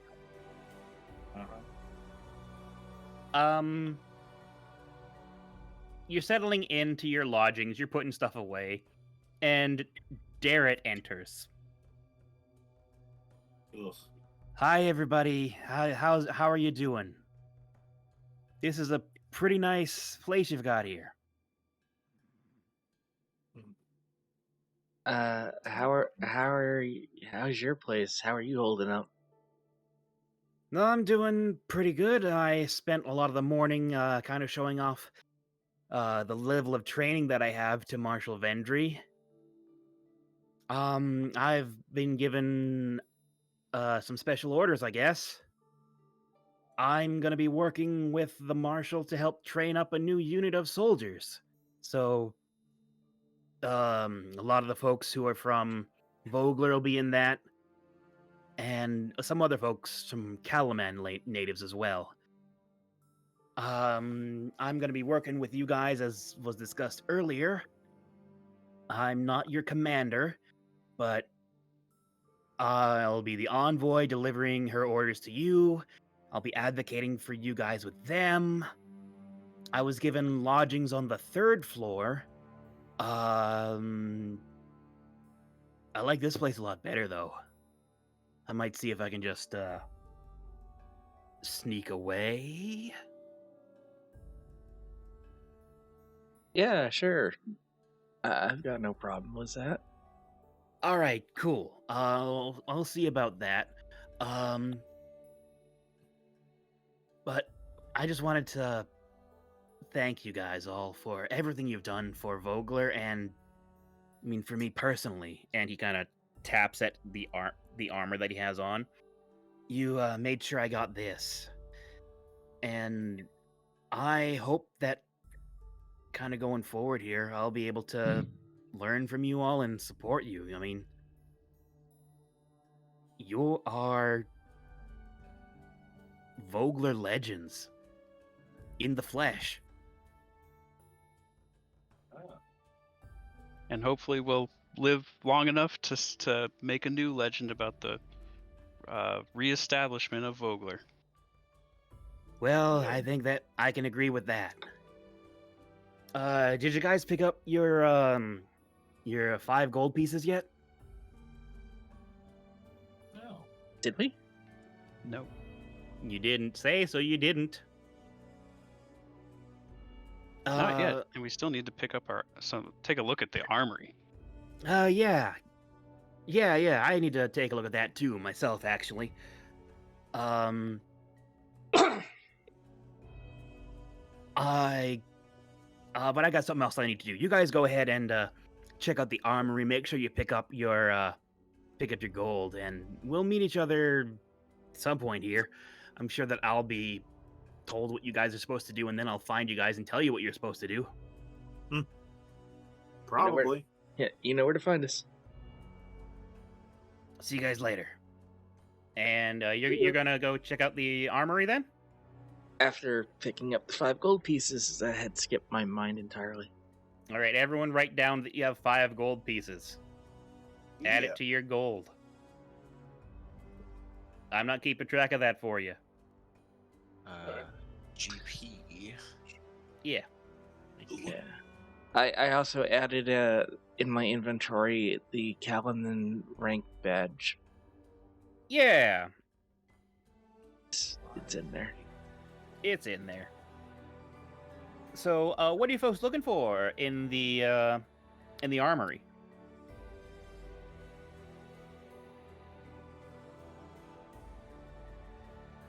What do they I want to have? see if about that light armor.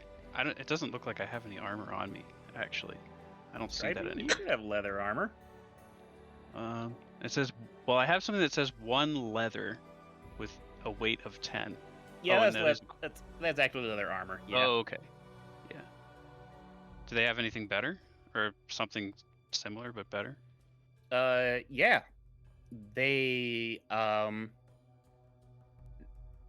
you can take light armor or medium armor, and you have access to any of that. So let me just take a quick little look here at the module, the regular handbook. Armor.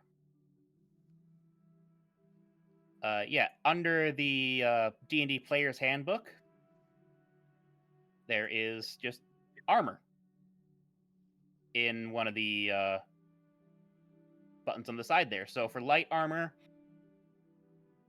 you can gain access to studded armor, is the best light armor that you can get.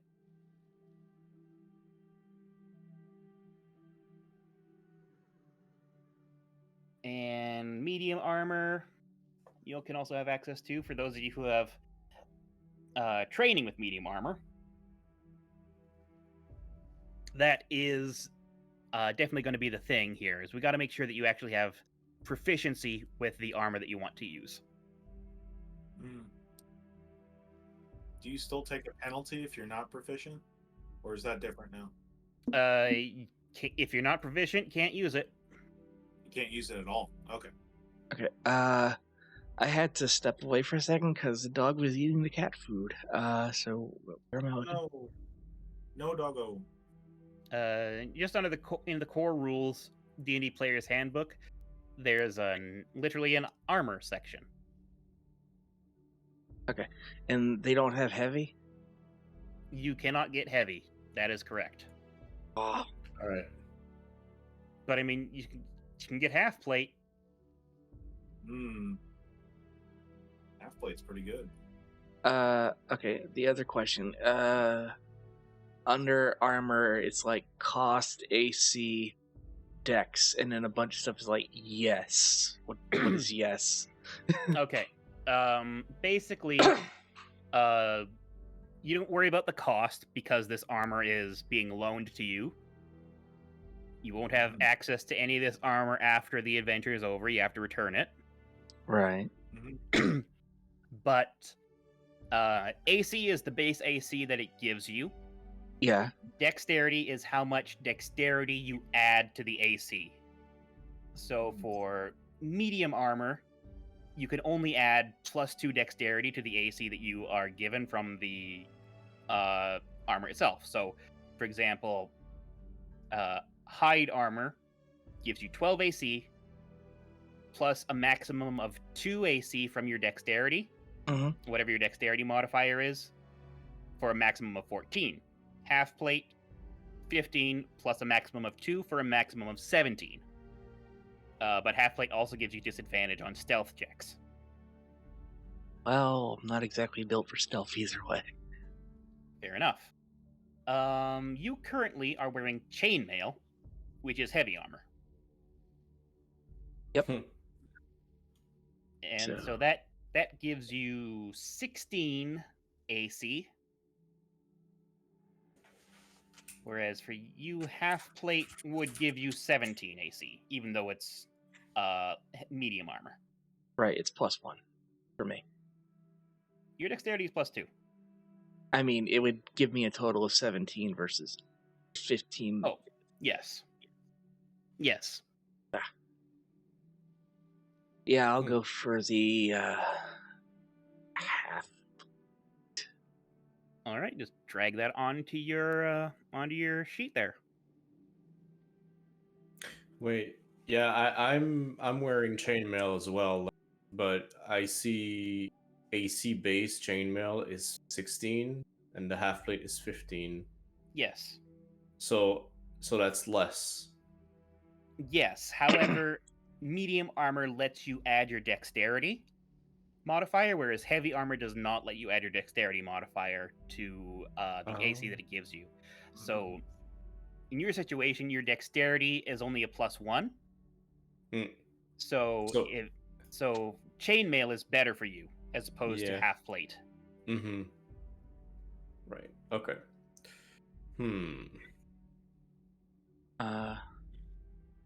They got weapons? Yep. Any mundane weapon you can grab. Literally anything. Well then. I'm not sure what you're doing when you have a glaive. I have a glaive. And you're built for that. I mean, I guess you want to get other things? I'm looking. I'm a pole arm master, so any pole arm will do. Halberd is exactly the same as a glaive. It's stupid. How is it the same? They have the same weight, they have the same damage type, they have the same cost. They're exactly the same for some ungodly reason. Okay, that is stupid. Yeah. Okay, so Eggshell, you're not going to change your armor since what you have is better for you. Stripey, you currently have leather armor. Did you want to grab the studded leather armor? Yeah, I have done that. You've done that? All right, then. I'm looking at this long sword to replace the rapier. A long sword... Maybe. Wait, no, it's the same. A long sword cannot use dexterity to attack with. Oh, we don't want that. If since you're dexterity based, you want to look at all the weapons that have finesse. Oh, there we go. Yeah. Like darts. I think the rapier is probably... Rapier is the best finesse weapon. Yeah, it's looking like it. Or best melee finesse weapon, anyways. But you could grab a longbow.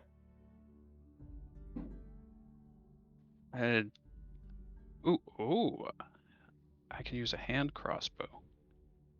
You could grab a hand crossbow. I'm going to do that. I don't remember taking that, but that's great. So the thing about crossbows in general is they have the loading thing on them. And so that means that you can only fire one bolt from a crossbow per turn. It doesn't mean anything to you right now.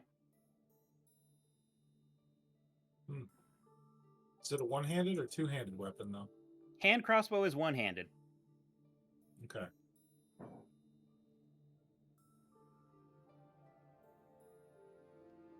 Could I grab some javelins? Sure. How many? 5 to 10? Somewhere around there. That sounds reasonable. I'll say 5. Yeah, I like limits. 5 is good. What's a reasonable amount of ammo to grab alongside this? Reasonable amount of bolts and stuff? I'll say 20. Like, that's what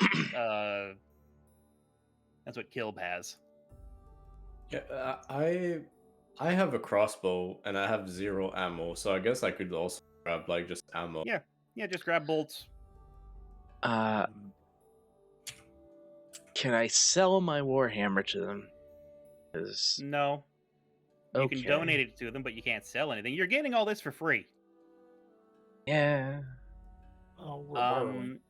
Right, I was going through everybody. Kilb. Did you want to get different armor than what you have right now? Yeah, if I get studded leather, that's 1 AC more, and it doesn't give me a disadvantage on stealth. So it's kind of what I was looking at. You have Just regular leather. regular leather, and as a ranger, you have proficiency in medium armor. I'm So looking let's at have a look. hide armor is the only other one that I would want. You're- Maybe.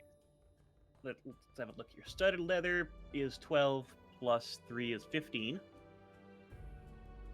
15 AC. If you grabbed a breastplate, you would have 16 and not have disadvantage on stealth checks. Yeah. How much weight can I carry? That's proportional to your strength. Yeah. And I don't have a good strength stat. You don't have a good strength stat. Let's see here. Your current encumbrance is 85. You have a maximum of 120.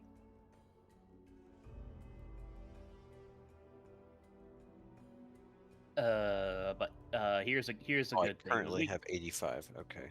Yeah. And the weight is, you could get a breastplate easy. It's 20 weight, so you'd have 105. Okay. Plus less because you'd put your leather away.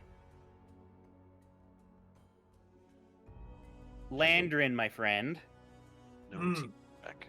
Yep, you are a druid. I am. You I are don't know what that means for me here. You are proficient in light armor, medium armor, and shields. But druids will not wear armor or use shields that use metal in their construction. Hmm. Right. Well, that certainly would be consistent, especially after viewing such a terrible metal monstrosity in that last battle and everything. I'd probably be adverse to anything in the room that's looking overly shiny. Mm-hmm. But I can look around and I guess try to determine if there is maybe a simple like wooden buckler or something like that around that I could just kind of use in personal defense. Yep, you can definitely get a wooden shield. With regards to armor, Yeah, I'm not expecting much from that, but I am actually wondering if there's any like, are there any other materials that are around that could be useful in maybe certain situations? Like I don't know any. I know, and I'm avoiding metal stuff, but just to kind of have it on hand. Are there like ball bearings around? Are there any like smaller, craftable materials around? Something that others can utilize to help us out? Or is it just weapons and stuff? the armory is just focused on weapons. If you Okay, wanted yeah. stuff like that, that would be at like a general store. I Okay. will also say that you could take hide armor. I can. Which is thick furs and pelts, Right. and you can take that, which is better than what you got right now, I think, right? I would think so. I'm not wearing anything particularly Yeah, you just have leather armor. more than just whatever starting like leather armor I have. So yeah, if I can wear hide, then I'll swap it out for that. Yep, that's 1 extra AC for you. Nice. There we go. Beautiful, beautiful. All right. Hide armor. Right. And a shield as well, a wooden shield for you. Yeah, wooden shield. Okay, I gotta put that. Yeah. Okay.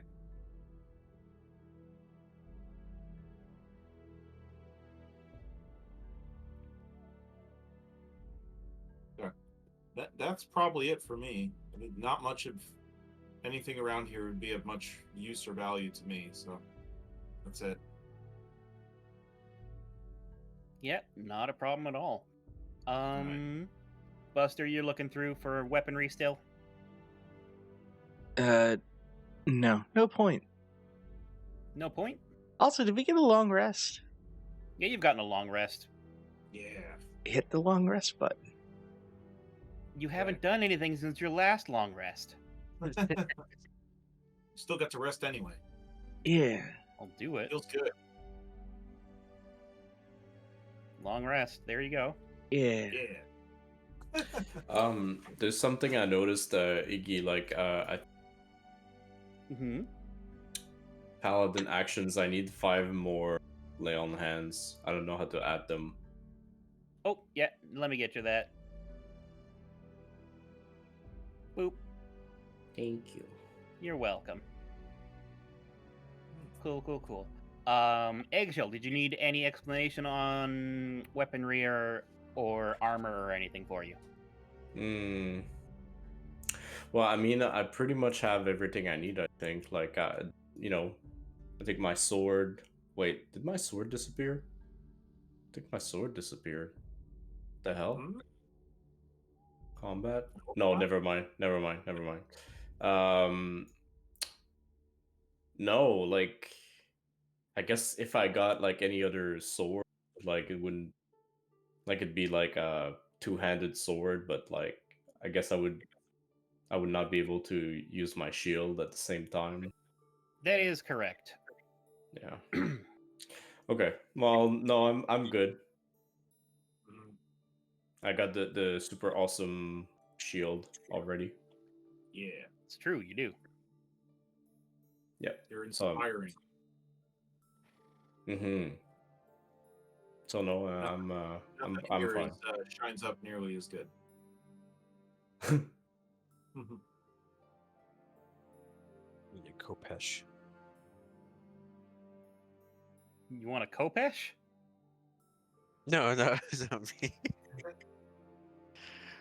I like those things, but it doesn't work for me. All right, then. Kopesh? Ew. What's a Kopesh? I'm curious. It's like an Egyptian sword. Oh. The sickle-looking things, Oh, except the cutting edge is on the round side, not the inside. Oh. It's like a shodel. Is that what it is? Kind of like a similar? shotel. Shotel, yeah. Stripey, any... you just looking for the hand crossbow? Yeah, I think I got it. Great. I don't think there's anything else that I really need.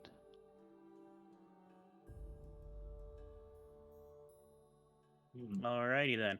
I guess since you are looking into the hand crossbow, I will have to explain how all this works. If you have a weapon in both hands, you are unable to do the somatic components that are required for your spells. Unless you have a feat called Warcaster. However, if you have a single two-handed weapon, like a heavy crossbow, you're able to like hold it with one hand and use your hands to do the somatic components of your spells that way. So that is something that you need to consider. How does the hand crossbow fit into that? It is just a one-handed thing, right? Yes, it is. But if you're holding on to a rapier in one hand and a hand crossbow in the other hand. Oh, I always imagined that I would kind of like put one thing away or something. Would like strapping the hand crossbow back to myself or putting it away and then taking out the rapier, would that be like one whole action in combat? Okay. That would be how it is in combat. If you wanted to switch one or the other, basically, if you're wanting to have a crossbow as a ranged option, the hand crossbow in this situation might not be your best bet. You might want a light or a heavy crossbow.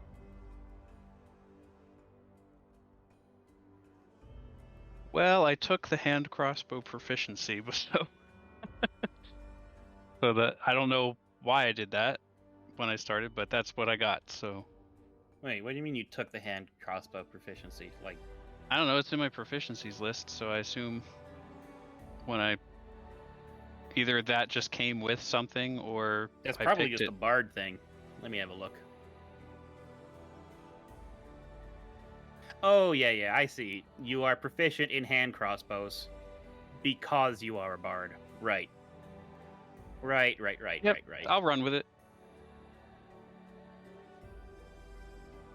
Simple weapons, hand crossbows, long swords, rapiers, and short swords. Okay, I see now. I see.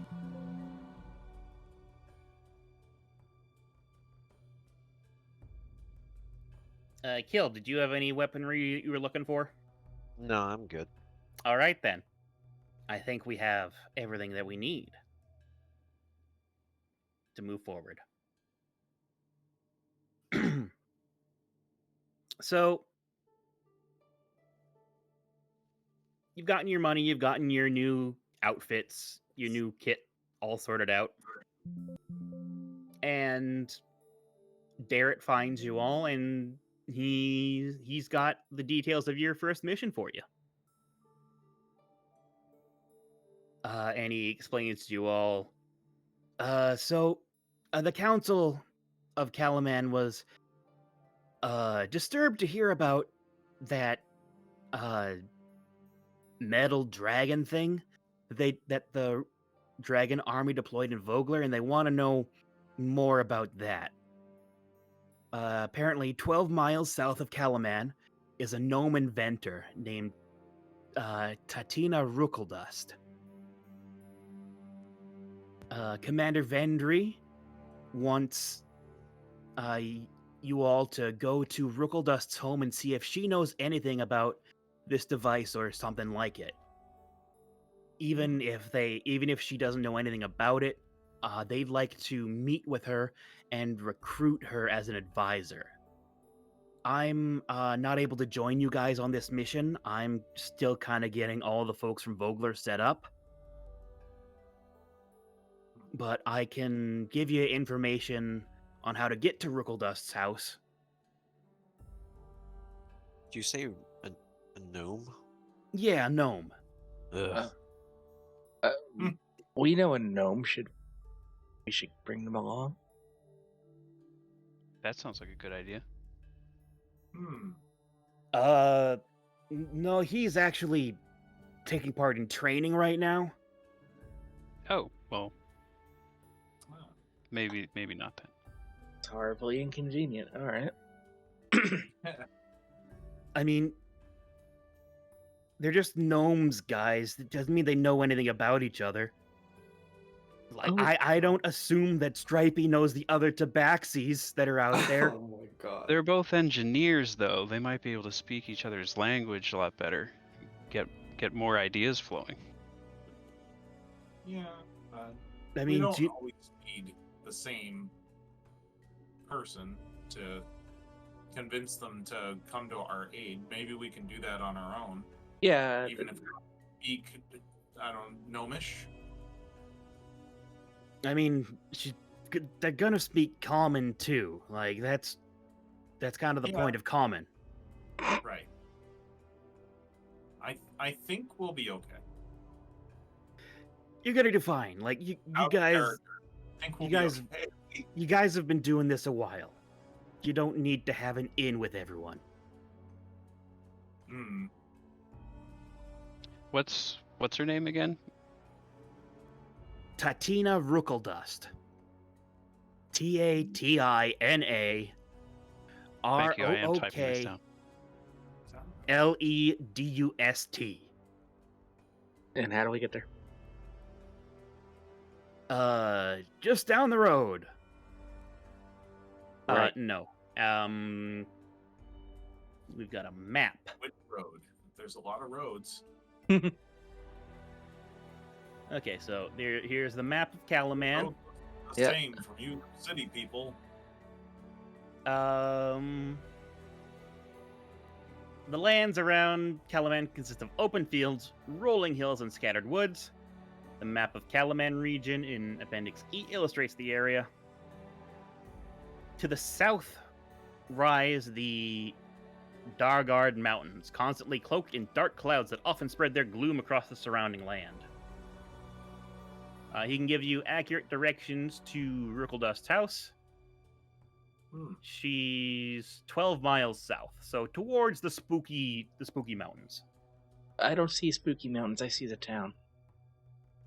Yeah, but like that's the town, and to the south of the town is the spooky mountains. Oh, I thought we had like a world map or something. No. Okay. I can kind of see it.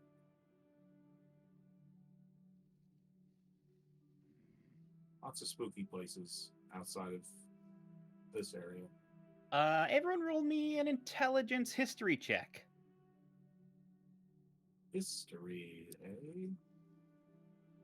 Oh. Ooh, nice kill.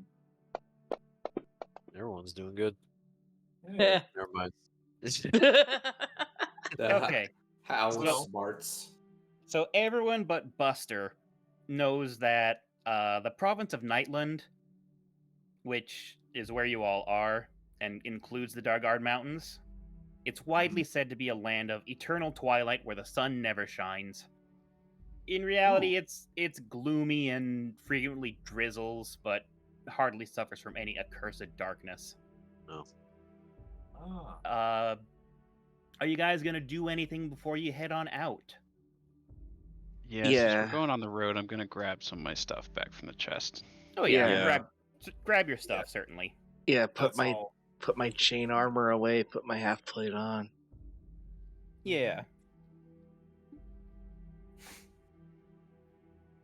You know what? I'm also going to leave my warhammer here in this chest, because why the hell am I carrying that around? I don't know. Maybe you'll need to fight something that's weak to blunt damage. Maybe Okay, one could hammer something in.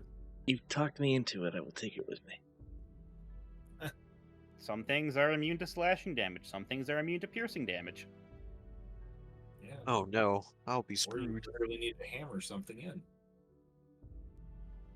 Can't think of a better way to do it. All right. I would, yeah. In addition to getting my stuff, can we just see if is there like a market or anything like that that would just maybe we'd be able, since we all have some gold, would we be able to Yep. get anything of interest like that Yep, would that- be provided by the military? Yeah, there is absolutely. You have access to basically anything that's in an event that's like standard adventuring gear. You can get that in town. Okay. What about like potions for health or buffs or anything like that? Can we do any of that? Yeah, health potions would be dealt with at the apothecary.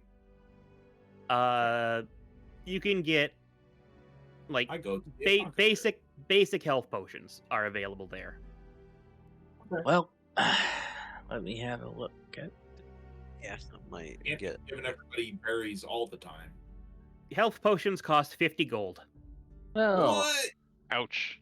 Goodness. What's wrong with this These economy? potions are too Maybe- strong for you, traveler. Maybe I should change my profession. Goodness, just become an apothecary. I scoff at all of these, horrible capitalistic, city folk, affluent places, and just say that, we handle things much better back home. Okay, so like you go into Whitehand's apothecary and Gonna and make you're like, this a thing then? and Alright. yeah, fuck it, I've got an NPC here. Give me a second. oh no. What have you And done? You have stepped in the beard. you talk to Wyhan here, and she's a black robed mage from a mage of high sorcery, and Okay. you enter the apothecary. It smells of licorice and pepper. It's got a few Ooh. meager tables displaying good luck charms, odd animal bones, vials advertising various remedies. And there's the human woman is there, and you tell she's like, that's what she looks like. And you mention how you do it better at home, and then she's like, Well, I'm sure that any provincial mage would certainly be able to make willow bark tea, something to cure the aches, something to deal with rheumatism. However, making a true healing potion, one that can bring one from the doors of death, requires certain invocations, certain ingredients, and certain training that is hard to find. She kind of looks you all over and is like, none of you are members of the Tower of High Sorcery. Buster wasn't paying super extreme attention until Tower of High Sorcery came up, and his ears perk up. He immediately locks eyes on the woman, and the robe makes a loud squeak sound, and immediately runs over to Landrin, grab him by the shoulders. I apologize. My friend here is a little out of sorts. We'll just be going now. A wonderful shop you have, and I'm just kind of forcefully pushing him backwards out the door. Landrin, everybody, please roll me just a knowledge. We'll call it a history check. Except for Buster. Yeah. I just want to before, like, you can explain things in a second here. Stripey's got no idea. Neither does Landrin, because that just makes sense. No. But Buster, Eggshell and Kill both know this. Go ahead and tell them what they know. She's from the Tower of High Sorcery.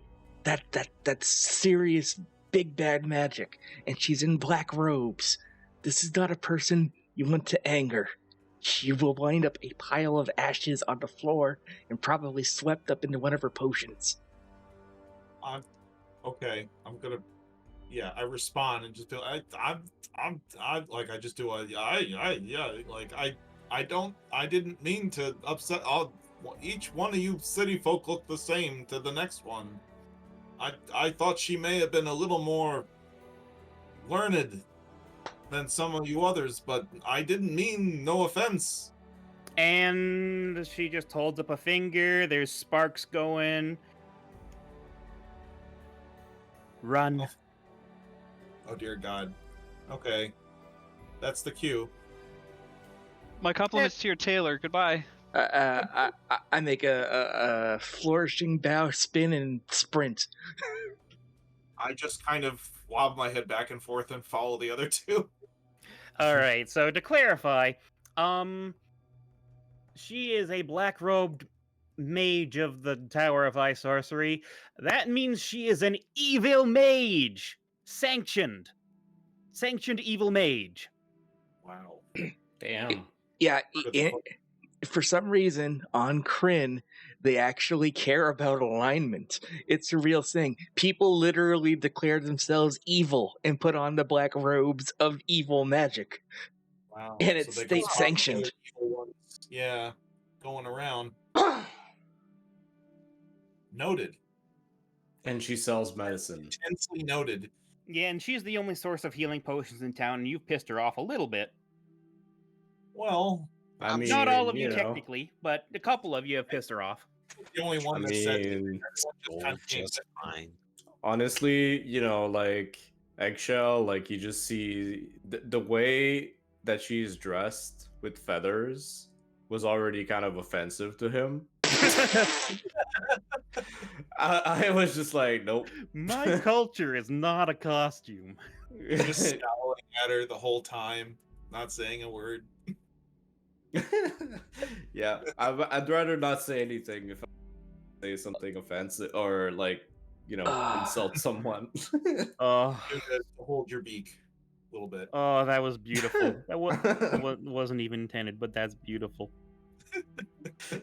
Oh, as soon as you said you were going there, to buy healing potions. I had no knew idea. someone would make a comment about the price of potions, and I knew that she was lawful evil. Well, it's like it's just probably the first Crazy. gold that Landrin's ever like held in his hand, except to deal with traders maybe or something. So it's like that seems like none of it made any sense to him as that was going through. So yeah, that was the Yeah, case. no, that's fair enough. Beautiful. Never do that again. Anything else y'all want to do while you No, while that's you make your plenty. way? That's plenty. I'm ready to go. You ready to go? Cool. Yeah. All right. So, how far is it? Like 12 miles? So it's a bit of a hike. You make your way out of town, and it's a pretty okay day here. As you're making your way southward, I need to change the music.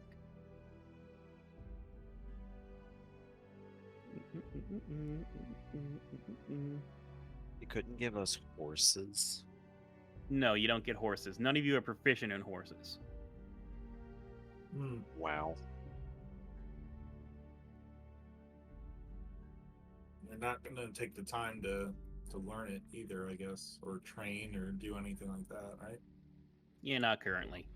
No. So you all make your way south, and you come across a small burned farmhouse.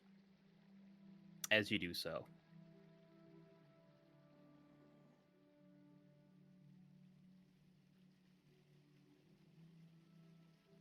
How far are we from the town? From Calaman? you're probably about halfway through currently. Hmm. So 6 miles south.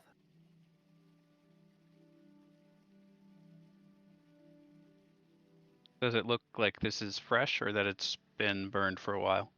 You want to make me a survival check to find out.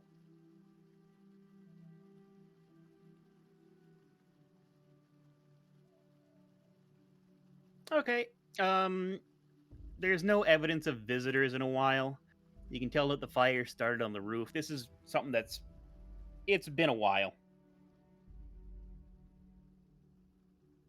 But yeah, you don't find anything in the location. It's just kind of something to note. Oh, Jeez. so no one's in danger, just Nope. random barn on it's fire? Okay. Yep. No, not on fire. Burned. Smoldering. Not smoldering. Burned. Oh, Just- okay, so Just burned out, and it seems like it's been burned for a little bit of time, maybe. Yeah. Okay. ooh. How shiny is my breastplate?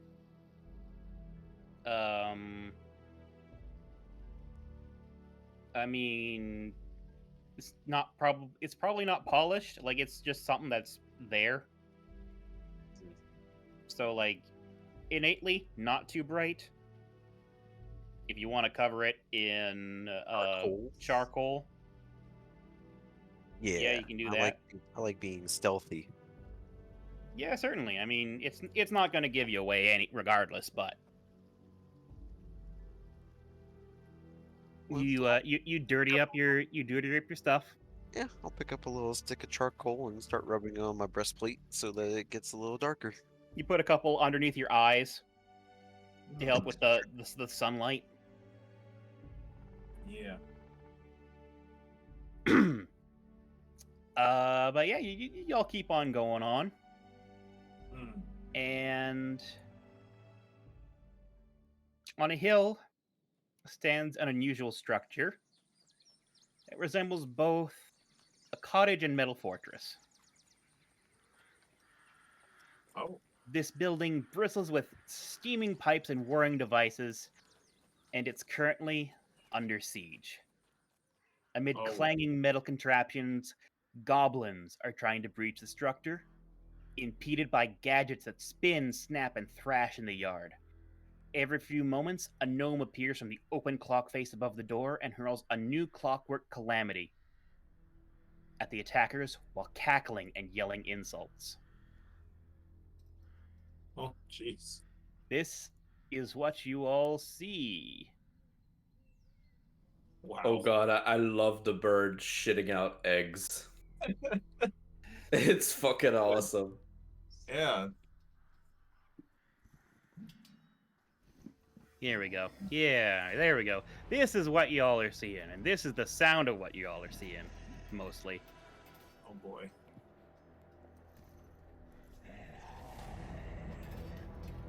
So, Oh, that's great. now here's the thing. We've got 10 minutes left. So I think we're going to have to call this here.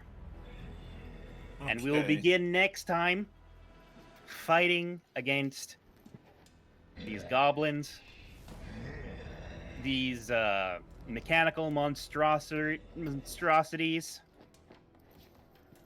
Yeah, this is gonna be wild. and it's going to be a lot of fun. Right?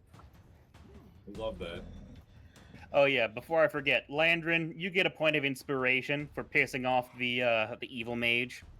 Oh my god, really? Yeah, and Okay. Buster, you get a point of inspiration for telling him he was being stupid. Here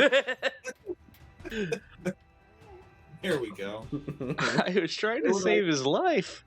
Exactly. Right. I was just thinking out loud. I swear. Yeah, you Where should do have I even higher write that wisdom. down? Oh, I Where do marked it mark for you. Oh, thank you. All right. Yeah, it's just on your main page there. But yeah, that's gonna be everything for this week, folks. We'll see you again next Wednesday. Jay, do you wish to do the outro? Yeah, I will do that.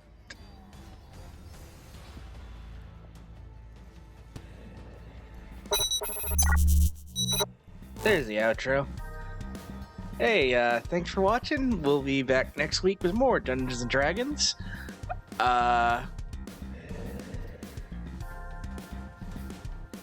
We're gonna raid Kubrick tonight. Tomorrow we'll have Zombie Cat back on here with Dwarf Fortress. Special thanks to all of our subscribers. Scrolling on screen now, couldn't do what we do without your support. Follow us on Twitter, Mastodon, co-host at Team RetroFox. Check out our VODs on YouTube at Team RetroFox. And yeah, it was a lot of fun. Hope you all have a good night. Also, hey, next week is our 3-year anniversary, so tune in. We got some special stuff coming up.